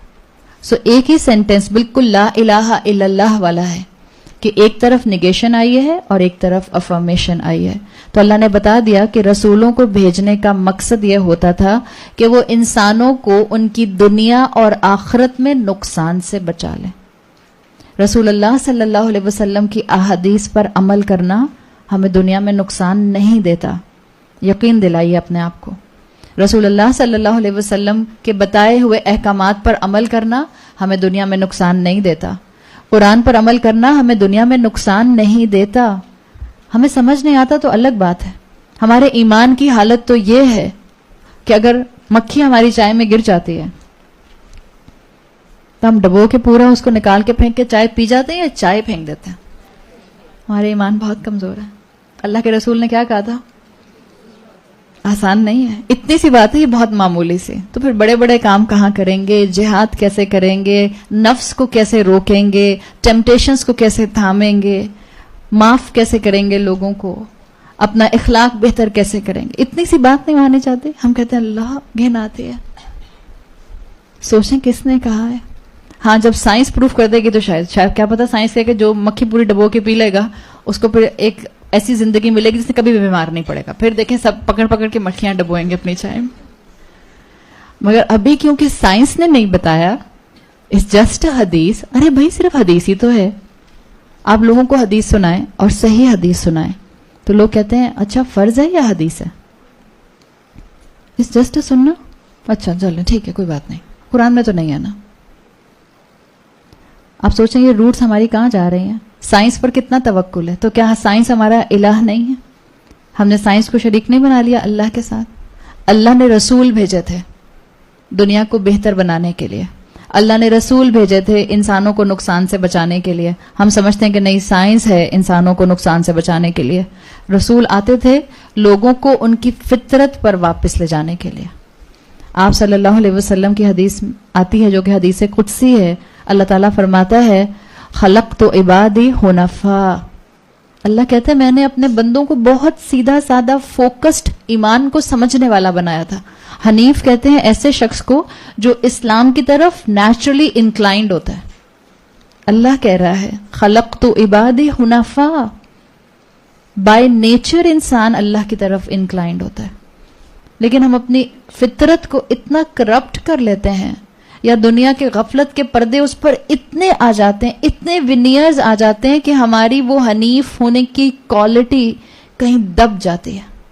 ہوتی ہے, یاد رکھیں, ختم نہیں ہوتی, ہوتی ہے. جب ہی ملک الموت دیکھ کر اللہ یاد آتا ہے. اگر ختم ہو جائے تو پھر اللہ یاد نہیں آئے گا موت کا فرشتہ دیکھ کر. بالکل جیسے آپ کے پاس ایک شیلف ہے اور آپ نے اس شیلف میں ایک فائل بہت امپورٹنٹ رکھی. اب اس کے اوپر آپ نے 10 فائلز اور رکھ دیں, پھر 15 فائلز اور رکھ دیں, پھر 50 فائلز اور رکھ دیں. تو اب کیا ہوا کہ وہ آپ کی نظروں سے تو فائل اوجھل ہو گئی, پورا پائل بن گیا فائلز کا جو امپورٹنٹ فائل تھی. لیکن اگر میں یہ کہوں کہ اب وہ فائل یہاں پر ہے ہی نہیں, تو کیا میں صحیح کہہ رہی ہوں یا غلط کہہ رہی ہوں؟ میں غلط کہہ رہی ہوں. فائل ہے, وہ دب گئی ہے کہیں. اسی طرح سے اللہ نے جو فطرت بنائی ہے انسان کی, حنیف ہونا, اللہ کی طرف انکلائنڈ ہونا, ایک رب کی توحید پر جم جانا, یہ ہر انسان میں ہے اور رہتا ہے, صرف چھپ جاتا ہے دنیا کے ونیئرز کے اندر. اگر آپ اپنے بارے میں اور ہر انسان کے بارے میں یہ یقین رکھیں گے کہ ہر انسان میں اللہ کے دین کی طرف انکلائنڈ ہونا ہے, آپ کی یہ سوچ اور یہ اپروچ آپ کو لوگوں سے کبھی نا امید نہیں کرے گی. آپ لوگوں کو دین بتانے کی, آپ لوگوں کو دین کی طرف لانے کی, آپ ان کو اللہ کا بندہ بنانے کی ہمیشہ محبت, خلوص اور حکمت سے کوششیں کرتی رہیں گی. تو اللہ کے بندے یہ بات جانتے ہیں کہ ان کو ایک ہی رب کے سامنے اوریجنلی عبادت کے لیے جھکنا ہے. رسول اللہ صلی اللہ علیہ وسلم جو تھے, چاہے کفار کے لیے ہوں قریش کے یا رہتی دنیا کے انسانوں کے لیے ہوں, آپ تمام مسلمانوں کو خبردار کرنے آئے تھے. اسکالرز کہتے ہیں کہ جو رسول کا مبشر اور منذر ہونا ہے, یہ مومن کے لیے بھی ہوتا ہے اور کافر کے لیے بھی ہوتا ہے. ہم سمجھتے ہیں کہ رسول آتے ہیں مومنین کو خوشخبری دینے کے لیے اور کافرین کو انذار کرنے کے لیے, جبکہ مفسرین کہتے ہیں کہ مومن کو بھی اللہ کے رسول خوشخبری دینے اور ڈرانے آتے ہیں. خوشخبری اس بات پہ کہ دیکھو اگر جو نیکی کر رہے ہو یقین رکھو اس کا اجر ملے گا, اور وارننگ اس بات پہ کہ اس نیکی کو اپنی زندگی میں کبھی چھوڑ مت دینا. ربنا لا تزغ قلوبنا بعد اذ ہدیتنا. مومن یہ نہ سمجھے کہ کیونکہ آج میں نیکی کر رہی ہوں تو اب میں زندگی بھر نیکی کرتی رہوں گی اور میں ضرور اللہ کی پسندیدہ ہوں گی اور مجھے ضرور جنت الفردوس ملے گی. نہیں, مومن کو بھی تبشیر اور انذار ہوتا تھا, اور کافر کو انذار ہوتا تھا کہ دیکھو جو تمہارا لائف سٹائل ہے گناہوں والا, یہ تم کو جہنم میں گرا دے گا. ہاں, تمہارے لیے خوشخبری ہے, تمہارے لیے گلیڈ ٹائڈنگ ہے. وہ کیا ہے؟ اگر تم استغفار کر لو گے اللہ تم کو اس جہنم سے بچا لے گا. تو اللہ تو ہر ایک کو امید دیتا ہے. اللہ نے یہاں نہیں کہا خلقت مسلم, میں نے مسلمانوں کو بنایا ہے حنفا. کیا کہا اللہ نے؟ خلقت عبادی. اور جب اللہ کہتا ہے عبادی تو سب انسان اس کے اندر آتے ہیں, کسی سے کبھی نا امید نہ ہو. ہمارے تو رشتہ دار مسلمان ہیں الحمدللہ, ہم کیوں اپنے رشتہ داروں سے نا امید ہو جاتے ہیں؟ ہماری اولادیں مسلمان ہیں, ہم کیوں اپنی اولادوں سے نا امید ہو جاتے ہیں؟ ہمارے شوہر مسلمان ہیں, ہم کیوں اپنے شوہروں سے نا امید ہو جائیں کہ وہ دین کی طرف نہیں آئیں گے, اللہ ان کو اپنی طرف انکلائنڈ نہیں کرے گا؟ اللہ تعالیٰ نے یہاں پر انبیاء کا کام بتا دیا اور یہ بتا دیا کہ یہ قرآن کی کانسٹنٹ تھیم ہے ہمیں سکھانے کے لیے. جنت ہو یا دوزخ ہو, اللہ کا رحم ہو یا اللہ کی سزا ہو, اس لیے کہ یہ دین لاجیکل ریزنز کے ساتھ اللہ نے بنایا ہے. ہمیں سمجھ نہیں آتے اس کے لاجکس, یا ہمیں سمجھانے نہیں آتے تو وہ الگ بات ہے. 99% ہمیں دین کے لاجکس سمجھ نہیں آتے کیونکہ ہمارے پاس علم نہیں ہوتا. ورنہ یاد رکھیں ایسے بھی دین ہیں اس دنیا میں جو کہتے ہیں کہ صرف our religion is based on love and compassion. ہمارا دین صرف لو اور کمپیشن کی بات نہیں کرتا, ہمارا دین بیلنس ہے. جب بات مانو گے تو جنت ہے, جب بات نہیں مانو گے تو جہنم ہے. کوئی رول قائم نہیں ہو سکتا دنیا میں. آپ کو پہلے بھی بتایا تھا, this human being need a carrot and a stick. آپ کو انسینٹیو بھی دینا ہے اور آپ کو ساتھ میں رولز اور ریگولیشنز اور پرنسپلز کو پورا کروانے کے لیے جو ہے وہ لاز بھی بنانے ہیں. تو اللہ تعالیٰ نے بتا دیا کہ اللہ رسولوں کو بھیجتا تھا, لیکن میجورٹی انسانوں کا ریسپانس کیا ہوتا تھا؟ اللہ کی تعلیمات رسولوں سے سن کر وَيُجَادِلُ الَّذِينَ كَفَرُوا بِالْبَاطِلِ. ابھی آپ کو تھوڑی دیر پہلے بتایا تھا نا جدال کا. ایک جدال جو کہ مومن کر سکتا ہے علم کے ساتھ, اچھی نیت کے ساتھ, فل انفارمیشن کے ساتھ, وہ ہوتا ہے جدال بالحق للحق. یہ کہیں یہ کافر ہیں. یہ کیسے جدال کرتے ہیں؟ وَيُجَادِلُ، اور وہ جو کافر ہیں، الَّذِينَ كَفَرُوا، وہ لوگ جنہوں نے کفر کیا ہے، وہ بحث کرتے ہیں بالباطل، فالسہڈ کے ساتھ، باطل کے ساتھ، جھوٹ کے ساتھ، غلط اور اپنی طرف سے کریٹڈ آئیڈیاز کے ساتھ، لِيُدْحِضُوا بِهِ الْحَقِّ، تاکہ وہ اس کے ذریعے حق کو دبا دیں. اور یہی کفار مکہ نے کیا تھا. جب کہانی سن لی، جب یقین ہو گیا کہ یہ اللہ کے رسول ہیں، جب اتنی ڈیٹیل آ گئی جو کہ یہود کے علماء کے پاس بھی نہیں تھی، تو اب کیا کرنا شروع کر دیا؟ اب بحثیں کرنا شروع کر دیں تاکہ حق کو چھپا دیں. اور یہ کام انسان تکبر کی وجہ سے کرتا ہے، بغیر فاؤنڈیشن کے بات کرنا، جبکہ اللہ کے رسول صلی اللہ علیہ وسلم کا نہ صرف رسول ہونا ثابت ہو گیا تھا، نہ صرف آپ کا کنڈکٹ مکہ والوں کے سامنے تھا، نہ صرف آپ کا اخلاق اور آپ کا صادق اور امین ہونا اور آپ کا سچا ہونا ان کے سامنے تھا، اس کے باوجود یہ رسول اللہ سے جھگڑا کرتے تھے. اور پھر انکار بھی کیسے کرتے تھے؟ فالز لاجکس لا کے، بالباطل، جھوٹی باتیں کر کے اللہ کے رسول صلی اللہ علیہ وسلم کی بات نہ ماننے کے بہانے کیا کرتے تھے. تو یہاں پر یہ آ گیا مجادلہ بالباطل. یدحض عربی زبان میں آتا ہے ایسے بحث کرنا کہ حق کو شیڈڈ کر دینا، انکلیئر کر دینا. حق کی جو کلیئرٹی ہے اس کو اپنی باتوں سے، اپنے آرگیومنٹ سے کمزور کرنا شروع کر دینا. ایسے سوال اٹھانا جس سے باقی لوگ بھی اس معاملے میں کنفیوژن کا شکار ہو جائیں. آج ہمارے آس پاس کیسے لوگ ہیں جو دین پر ایسے سوال اٹھاتے ہیں اور پھر ایسے جواب دینے والے جواب دیتے ہیں کہ جس سے عوام کنفیوز ہو جاتی ہے. جو ایسے کرے گا وہ ان کفار کے ساتھ شامل ہے جو کہ حق کو کلیئرٹی سے دور کرنے کے لیے یا حق کو شیڈڈ کرنے کے لیے اپنے باطل کا، اپنے فالس ہوڈ کا استعمال کرتے ہیں. انبیاء کے ساتھ بھی ہوا اور یہ ہر دور کے علماء کے ساتھ بھی ہوگا. اللہ تعالیٰ نے قرآن میں فرمایا ہے وَكَذَلِكَ جَعَلْنَا لِكُلِّ نَبِيٍّ عَدُوًّا، ہم نے ہر نبی کے لیے دشمن بنائے. اور جو دین کو لے کر اٹھے گا اس کا کوئی نہ کوئی دشمن ضرور ہوگا. جو جس وقت کے علماء حق ہوں گے ان کے خلاف آواز اٹھانے والے آپ کو ایسے باطل سے لڑنے والے لوگ بھی مل جائیں گے تاکہ وہ آپ کو بتا دیں یا کوشش کریں کہ اصل میں یہ بات جو سارے علماء بتا رہے ہیں یہ ٹھیک نہیں ہے، جو میں بتا رہا ہوں وہ سب سے ٹھیک ہے. یہ چیز یاد رکھیں. اور اگر آپ مثال کے طور پر دین کی علم بردار ہیں، آپ اپنے خاندان میں دین بتانے والی بن گئی ہیں، اور ہم سب اپنے اپنے گھروں کے اندر مبلغ ہیں. مبلغ بننے کے لیے ضروری تھوڑی ہے کہ جب تک میں جو ہوں کسی مدرسے سے نہیں نکل کے آ جاؤں گی جب تک میں مبلغ نہیں بن سکتی. آپ کو پتہ چل گیا ایک بات کا کہ غیبت نہیں کی جا سکتی، کبیرہ گناہ ہے. آپ کو پتہ چل گیا نماز نہیں چھوڑی جا سکتی، کبیرہ گناہ ہے. اب آپ اپنے آس پاس کے لوگوں کو بتائیں گی نا. آپ یہ تو نہیں کہیں گے اچھا میرے پاس تو ڈگری نہیں، میں بول ہی نہیں سکتی. نہیں، آپ کو بتانا ہے، آپ کو نصیحت کرنی ہے. یہ بالکل وہ ہے جس کا آپ کو علم آ گیا ہے اور آپ الحمدللہ علم کے ساتھ بتا رہی ہیں. یہ علم کہ مسلمان کے لیے 5 وقت کی نماز فرض ہے، آپ کو اور کیا سند چاہیے اس کے لیے؟ بتائیے اپنے گھروں میں نماز نہیں چھوڑی جا سکتی. بتائیے اپنے گھروں میں اسراف کبیرہ گناہ ہے، اور کیا دلیل چاہیے ہمیں؟ اللہ نے قرآن میں کہا ہے کہ اسراف کرنے والے اخوان الشیاطین، شیطان کے بھائی ہیں. آپ سوچیں، ہم چاہتے ہیں کہ ہماری اولادیں اور ہمارے خاندان والے اور ہمارے بہن بھائی جو ہیں وہ شیطان کی پروجنی میں شامل ہو جائیں، اس کے بھائی بن جائیں. ہم نہیں چاہتے تو بتائیں گے نہیں خاندان والوں کو. اور آپ یقین رکھیں ایک بات، آپ کتنا ہی پولائٹ ہو کر کیوں نہ بتائیں، آپ کتنا ہی حکمت کے ساتھ کیوں نہ بتائیں، آپ کتنا ہی جھگڑے بغیر کیوں نہ بتائیں، لوگ آپ کو کرٹیسائز کریں گے. اور جب لوگ آپ کو کرٹیسائز کریں گے تو آپ نے یہ بات یاد رکھنی ہے کہ آپ نے انبیاء کی سنت تھامنی ہے. رسول اللہ صلی اللہ علیہ وسلم پتھر کھانے کے بعد یا رسول اللہ صلی اللہ علیہ وسلم کچرا اپنے اوپر پڑنے کے بعد مکہ چھوڑ کر نہیں چلے گئے تھے. آپ کے صحابہ جو تھے وہ تپتی صحرا پر لٹائے جاتے تھے، گرم کوئلوں پر لٹائے جاتے تھے. آپ فوراً مکہ چھوڑ کر نہیں چلے گئے تھے. یہ آپ کو اور مجھے کیا سکھاتا ہے؟ ان لوگوں میں رہ کر ہی مجھے اور آپ کو تبلیغ کرنی ہے، صبر کے ساتھ. صبر کو تھامیے. جو چاہتا ہے کہ وہ تبلیغ کرے اس کو صبر کو تھامنا پڑے گا.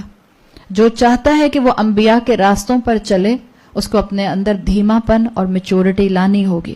جو چاہتا ہے کہ وہ انبیاء کی سنت کو فالو کرتے ہوئے اللہ کی رضا حاصل کرے اس کو علم حاصل کرنا ہوگا. تو اللہ تعالیٰ نے یہاں یہ بات واضح کر دی کہ یہ جو باطل پر چلنے والے لوگ ہیں کفار، یہ پوری کوشش کرتے ہیں کہ حق کو چھپا دیں. اور آج جس دور میں آپ اور میں موجود ہیں, سیکولرزم کے نام پر دین کو چھپانے کی پوری کوشش کی جاتی ہے. ہم سب اس بات کو جانتے ہیں. ہمارے اسلام سے زیادہ لبرل دین کوئی بھی نہیں ہے, یہ حقیقت ہے. جتنی امپاورمنٹ عورت کو اسلام دیتا ہے, اگر ہمارے مردوں نے نہیں دی تو اس میں اسلام کا قصور نہیں ہے. جتنی امپاورمنٹ اللہ تعالیٰ نے غلاموں اور نوکروں کو دی تھی اپنے اس دور میں جس میں غلام موجود ہوتے تھے, اتنی امپاورمنٹ کس ریلیجن میں ہے, کس کلچر میں ہے, کس ایتھنیسٹی کے اندر ہے؟ کہیں نہیں ہے. ہمیں وہ لوگ چاہیے جو اسلام پر اسلام کی شکل میں عمل کر سکیں, جو اسلام کو اسلام کے اصل ایسنس میں سامنے لا سکیں. آج ایک پوری ہوا آپ کے اور میرے ارد گرد جو سیکولرزم کی ہے وہ یہی بات واضح کرتی ہے کہ ہمارے سسٹمز اور ہمارے بلیفز انٹائر ریلیجن ہونے چاہیے, دین دور ہونا چاہیے. اور وہ آپ یورپین رینیسانس یاد کر لیں, یہ ایک نتیجہ تھا آپریشن کا, جس کے بعد یہ ڈیسائیڈ کیا گیا تھا کہ اب سسٹمز کے اوپر رولنگ پاور میں دین کو کبھی نہیں آنے دیا جائے گا. آپ اور میں اس ملک کے خطے میں رہتے ہیں جو پوری دنیا کے میپ پہ واحد ملک ہے جس کو اسلام کے نام پر حاصل کیا گیا ہے, جو اپیئر ہوا ہے دنیا کے اوپر, اس میپ کے اوپر, اس گلوب کے اوپر, اسلام کے نام کے اوپر. آج ہم قائد اعظم کو بھی بلیم کرنے لگ گئے, وہ بیچارے جو اللہ کو پیارے ہو چکے ہیں, کہ وہ تو سیکولر تھے. کیا پروف کرنے کی کوشش کر رہے ہیں؟ کیا یہ لا الہ الا اللہ کے لیے نہیں حاصل کیا گیا تھا؟ کیا امبیرسمنٹ ہے اس کلمے پر عمل کرتے ہوئے, جو آپ کو 4-6 لوگ اپنے آس پاس نظر آتے ہیں کلمے پر عمل کرنے والے. کیا لگتے ہیں آپ کو؟ کسی بل میں رہتے ہیں چوہے کے, بات نہیں کرنی آتی, پڑھے لکھے نہیں ہیں, دنیا سے بات نہیں کر سکتے, دنیا میں فلرش نہیں کر رہے, کاروبار نہیں کر سکتے, لوگوں کی مدد نہیں کر سکتے, آرگیومنٹس نہیں کر سکتے, اسلام کو ڈیفینس نہیں کر سکتے. کیا مسئلہ نظر آتا ہے؟ ہم مسلمان کس چیز سے گھبراتے ہیں؟ ہم کیوں گھبراتے ہیں؟ کیا ہم نہیں گھبراتے؟ بھئی دین کی بات نہ کرو, سارے زمانے کے ڈسکشنز ہو جائیں گے. جہاں دین کی بات آئے گی لوگ کہیں گے بھئی دین کی بات کرنے کی ضرورت نہیں ہے. کیا گھبراہٹ ہوتی ہے ہمیں؟ کیا اندر کا چور ہے جو باہر آتا ہے؟ کیا گلٹ ہے جو ہمیں گھبراہٹ ہوتی ہے؟ اگر کوئی کہہ دیتا ہے کہ فلاں ڈپارٹمنٹ کو دین کے مطابق چلایا جائے تو ہمارے ہی پالیٹیشنز شور نہیں مچاتے ہیں, دین کہاں سے بیچ میں آ گیا؟ کیوں ڈرتے ہیں اتنا دین سے؟ کون ڈرتا ہے شریعت سے؟ زنا کرنے والا, چور, ناانصافی کرنے والا, لوگوں کا حق مارنے والا. شریعت سے تو یہ ڈر سکتا ہے. ایک شریف, سیدھا سادہ, سیولائزڈ, ڈیسنٹ انسان شریعت سے کیوں ڈرے گا؟ نہ آپ جھوٹ بولتی ہیں, نہ آپ غیبت کرتی ہیں, نہ آپ کسی کا حق مارتی ہیں, نہ آپ کسی کے ساتھ بے انصافی کرتی ہیں, نہ آپ نے کسی کا مال ہڑپ کیا ہے, تو آپ کیوں شریعت سے ڈریں گی؟ آپ کہیں گے الحمدللہ بہت ہی اچھی شریعت ہے, مظلوم کو اس کا حق دلاتی ہے, لوگوں کو ان کے پیروں پہ کھڑا کرتی ہے, لوگوں کو جو ہے وہ ایک اللہ کے ساتھ اٹیچ کرتی ہے اور ان کو لوگوں کی غلامی سے نکالتا ہے. یہ ایسا دین ہے. لیکن ہم اپنے آس پاس دیکھیں, ہمیں تو اپنے آس پاس لوگ دین سے الرجک نظر آتے ہیں. لوگ کہتے ہیں دنیا کی باتیں کر لو, کھل کر غیبت ہوگی, کھل کر. اور اگر کوئی یہ ایک بیچ میں بول دے گا کہ دیکھیں اسلام میں اس کی گنجائش نہیں ہے, بھائی دیکھیں دین مت لے کر آئیں یہاں پہ. آپ اپنی زندگی میں سے دین نکال سکتے ہیں, مگر ہم نے تو نکالنے کی پوری کوشش کی ہوئی ہے. جبھی آج ہم رسوا ہیں, جبھی آج ہم پریشان ہیں, جبھی آج ہم آنسو بہاتے رہتے ہیں, جبھی ہماری اولادیں نافرمان ہیں, جبھی اولاد ماں باپ سے اور ماں باپ اولاد سے خوش نہیں ہے, جبھی شوہر بیوی کو اور بیوی شوہر کو دھوکہ دے رہی ہے. ایکسٹرا میرٹل افیئرس کی لائن لگی ہوئی ہے اس شہر کے اندر. ہر شوہر اپنی بیوی ہوتے ہوئے کہیں اور منہ مار رہا ہے. ذرا حال تو دیکھیں باہر. پروسٹیٹیوشن کی لیول کراچی میں کیا بڑھتا جا رہا ہے. دنیا میں تو بڑھ رہا ہوگا, میں اس وقت بات نہیں کر رہی دنیا کی. پہلے یہ کام چھپ کے ہوتے تھے اور اب کھلم کھلا ہوتا ہے. سب کو معلوم ہے کہاں کیا ہوتا ہے, کس کارنر پر کون سی خواتین مل جاتی ہیں. اور آپ اور میں کہیں گے سب ٹھیک ہے, سب ٹھیک ہے, سب ٹھیک ہے. سب ٹھیک نہیں ہے. میں نے اس لیے آپ سے کہا تھا آج کا وقت وہ ہے کہ اسلام کے پرنسپلز کو ہلانے کی پوری کوشش کی جا رہی ہے. دین کو تو اتنا شک اور ڈاؤٹس کا شکار کر دو کہ لوگ دین پر نہ بات کرنا چاہیں، نہ دین کے لیے جو ہے وہ آگے اس کو سمجھنے کے لیے وقت نکالنا چاہیں، نہ وہ آ کر دین کی کلاسز میں بیٹھنا چاہیں. اس لیے کہ دین کی کلاسز ہوتی ہیں مدرسوں کے اندر، اور مدرسے اللہ وہ تو ہیں ہی دہشت گردوں کی جگہ. یہ سارا جو سسٹم آپ کے اور میرے آس پاس کریٹ ہو رہا ہے، یہ کریٹ کیا گیا ہے. ایکسٹریمسٹ اینگل کو اسلام کے ساتھ جوڑا گیا ہے. تب کیا اس ڈر سے آپ اور میں اسلام کو چھوڑ دیں گے؟ جس نے اسلام کو بگاڑا، بجائے اس کے کہ آپ اور میں اپنے درست عمل سے اسلام کو ٹھیک کریں. مولوی کو بلیم کرنا تو سب سے آسان کام ہے، اسلام کو بلیم کرنا تو سب سے آسان کام ہے، اسلام کو ایکسٹریمسٹ کہنا سب سے آسان کام ہے. ان کو ریکٹیفائی کون کرے گا؟ ان کو ٹھیک کون کرے گا؟ ان کو آگے بڑھ کر تھامنے والا کون بنے گا؟ مسلمانوں کو خود ڈیسائیڈ کرنا ہے. آپ اور میں اسلام سے دور ہو کر حق کو مٹانے والوں میں شامل ہو رہے ہیں، یا اسلام کو تھام کر حق کو کھڑا کرنے والوں میں شامل ہو رہے ہیں. میں جہاں جاؤں میری ذات اور اسلام الگ الگ نہیں ہو سکتے. چاہے میں کسی بھی گیدرنگ میں ہوں، چاہے میں کسی بھی چیٹ گروپ میں ہوں، چاہے میں کسی بھی پارٹی میں ہوں، میں اور اسلام الگ الگ نہیں ہو سکتے. اگر میں اور اسلام الگ الگ ہوتے ہیں اس کا مطلب ہے میں منافق ہوں. اور اگر میں منافق ہوں تو میں کس بیسس کے اوپر اس دنیا میں خوش ہوتی ہوں؟ رونا چاہیے مجھے اپنی حالت پہ. اللہ کے رسول صلی اللہ علیہ وسلم کی حدیث کا مفہوم آتا ہے کہ لوگوں کو اگر اپنے انجام کا پتہ چل جائے اور لوگوں کو اگر جہنم کی حقیقت کا پتہ چل جائے تو وہ اس دنیا کے اندر روئیں زیادہ اور ہنسیں کم. ہم اپنے ہاتھوں کی کمائی آگے کیا بھیج رہے ہیں؟ لیُدْخِلُوا بِهِ الْحَقِّ کے اوپر ہمیں بہت زیادہ کانشیس ہونے کی ضرورت ہے. اور یاد رکھیں اللہ قرآن میں کہتا ہے وَاللَّهُ مُتِمُّ نُورِهِ، اللہ اپنے نور کا اتمام کرے گا چاہے یہ مشرکین کو کتنا ہی برا کیوں نہ لگے. آپ کس کی سائٹ پر ہوتی ہیں جب اللہ کا یہ اتمام ہوگا؟ آپ نے اپنی زندگی کو کس سائٹ پہ گزارا؟ اسلام کو فالو کرتے ہوئے یا اسلام کو گرانے والوں کی نیوٹرل سپورٹ میں؟ اس لیے کہ خاموشی نیم رضامندی ہوتی ہے. اسلام کو اٹھا کر چلنے والا، اسلام کا فلیگ بیئرر نظر آتا ہے کہ وہ فلیگ بیئرر ہے، وہ اسلام کو کھڑا ہو کر اپنے عمل کے ساتھ آگے لے کر چلنے والا ہے. تو چوائسز آپ کی اور میرے پاس ہے. ہاں مشکل وقت ہے، آزمائشوں کا دور ہے. خاندان میں سٹینڈ لینا ہو یا معاشرے میں سٹینڈ لینا ہو یا دنیا میں سٹینڈ لینا ہو، مسلمانوں کو دو کام کرنے ہوں گے. اللہ کہتا ہے وَإِن تَصْبِرُوا وَتَتَّقُوا، اگر تم صبر کرو گے اور تقوی کرو گے، لا يضركم كيدهم شيئا، یہ تمہیں کسی بھی طرح سے اپنے کسی پلاٹ سے نقصان نہیں پہنچا سکتے. مگر اللہ تعالیٰ کا شکوہ آیا ہے کہ میجورٹی انسان کیا کرتے ہیں؟ وَاتَّخَذُوا آیَاتِي وَمَا أُنذِرُوا هُزُوًا، انہوں نے میری آیات کو اور جس سے وہ خبردار کیے گئے تھے انہوں نے ان کا مذاق بنا لیا.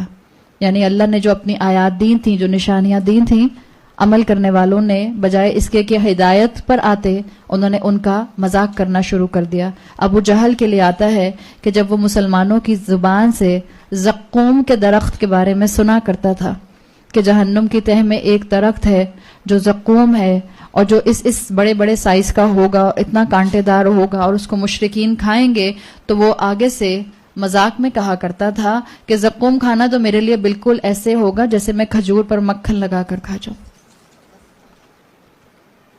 کیا ہم مسلمان آج جنت اور دوزخ پر جوکس نہیں بناتے؟ حوروں پر جوکس نہیں بناتے؟ فرشتوں پر جوکس نہیں بناتے؟ ابو جہل کا مذاق سن کر تو بہت برا لگتا ہے. اور اپنے ذرا جوکس تو پڑا کریں. ایسے جوکس سے اپنے آپ کو بالکل علیحدہ کر لیجئے اور لوگوں کو کہہ دیا کریں کہ دیکھیں اسلام پر کوئی جوک کرنے کی ضرورت نہیں ہے. جنت یا دوزخ مذاق نہیں ہے. دوزخ تو مذاق کہیں سے بھی نہیں ہے. دوزخ کے فرشتے مذاق کہیں سے نہیں ہیں. مومن کبھی شریعت پر مذاق نہیں کرتا. وہی لوگ مذاق کرتے ہیں جو تکبر کرتے ہیں، اور یہ تکبر کا آخری سٹیج ہوتا ہے. تکبر انسان کو ناشکری پر لے کر جاتا ہے نعمتوں کی. تکبر ہدایت آنے کے باوجود انسان کو ہدایت نظر نہیں آتی. تکبر جب ہو تو انسان کو ہدایت سامنے ہوتے ہوئے بھی نظر نہیں آتی. تکبر انسان کو جدال کا شکار کرتا ہے، آرگیومنٹس کا شکار کرتا ہے، اور آخری سٹیج آتا ہے انسان کے بگاڑ میں. اس تکبر کی وجہ سے انسان مذاق اڑانے لگ جاتا ہے ہدایت کا. اور اللہ مستہزئین کو ہدایت نہیں دیا کرتا. اللہ مشرکین کو ہدایت دے سکتا ہے, اللہ کافرین کو ہدایت دے سکتا ہے, اللہ ضالین کو ہدایت دے سکتا ہے, اللہ مستہزئین کو ہدایت نہیں دیتا. مذاق اڑانے والوں کو اللہ ہدایت نہیں دیتا. تو اللہ تعالیٰ نے واضح کر دیا کہ یہ وہ لوگ ہیں جو کثرت السوال کی وجہ سے, بہت سوال کرنے کی وجہ سے بحثوں میں انوالو ہوئے, اور اس کے بعد انہوں نے میری آیات کو چھوڑ دیا اور ان کا مذاق بنایا. وَاتَّخَذُوا آیَاتِي وَمَا أُنذِرُوا هُزُوًا. اللہ تعالیٰ مجھے اور آپ کو توفیق دے کہ ہم کبھی بھی اپنے عمل سے شریعت کا کوئی مذاق نہ اڑائیں. اللہ نہ جانتے ہوئے اور اللہ نہ جانتے بوجھتے. اللہ ہماری تمام خطاؤں کو معاف فرما دے. اللہ ہم میں جو بھی کمی ہے, اللہ ہم میں اس کمی کو دور کرنے کی طاقت نہیں ہے. اللہ آپ اپنی رحمت سے, آپ اپنی مغفرت سے ہمیں وہ طاقت دے دیں کہ ہم اسلام کے فلیگ بیئرر بن جائیں. اللہ ہمیں اسلام کو تھامنے والا بنا دے. اللہ ہمیں خاندانوں میں دوبارہ سے اس ہمت کے ساتھ کھڑا کر دے کہ میں ذریعہ بنوں اپنے خاندان میں دین پھیلانے کا اور ہدایت کو آگے سے آگے پھیلانے کا. اللہ شریعت پر عمل کرنا میرے لیے آسان بنا دے. اللہ ہم سب پر اپنا رحم فرما اور اللہ ہم سے ہماری عبادتوں کو قبول فرما. اللہ تعالی ہمیں علم کو تھامنے والا اور اس علم کو عمل میں کنورٹ کرنے والا بنا دے. اللہ ہمیں اس دنیا کی آزمائشوں میں تھام کر رکھ اور اللہ ہمیں صراط مستقیم پر چلا دے. بارک اللہ لی ولکم فی القرآن الحکیم ونفعنی وإیاکم بآیاتی وذکر الحکیم. سبحانک اللہم وبحمدک نشہد ان لا الہ الا انت نستغفرک ونتوب الیک. السلام علیکم ورحمۃ اللہ وبرکاتہ.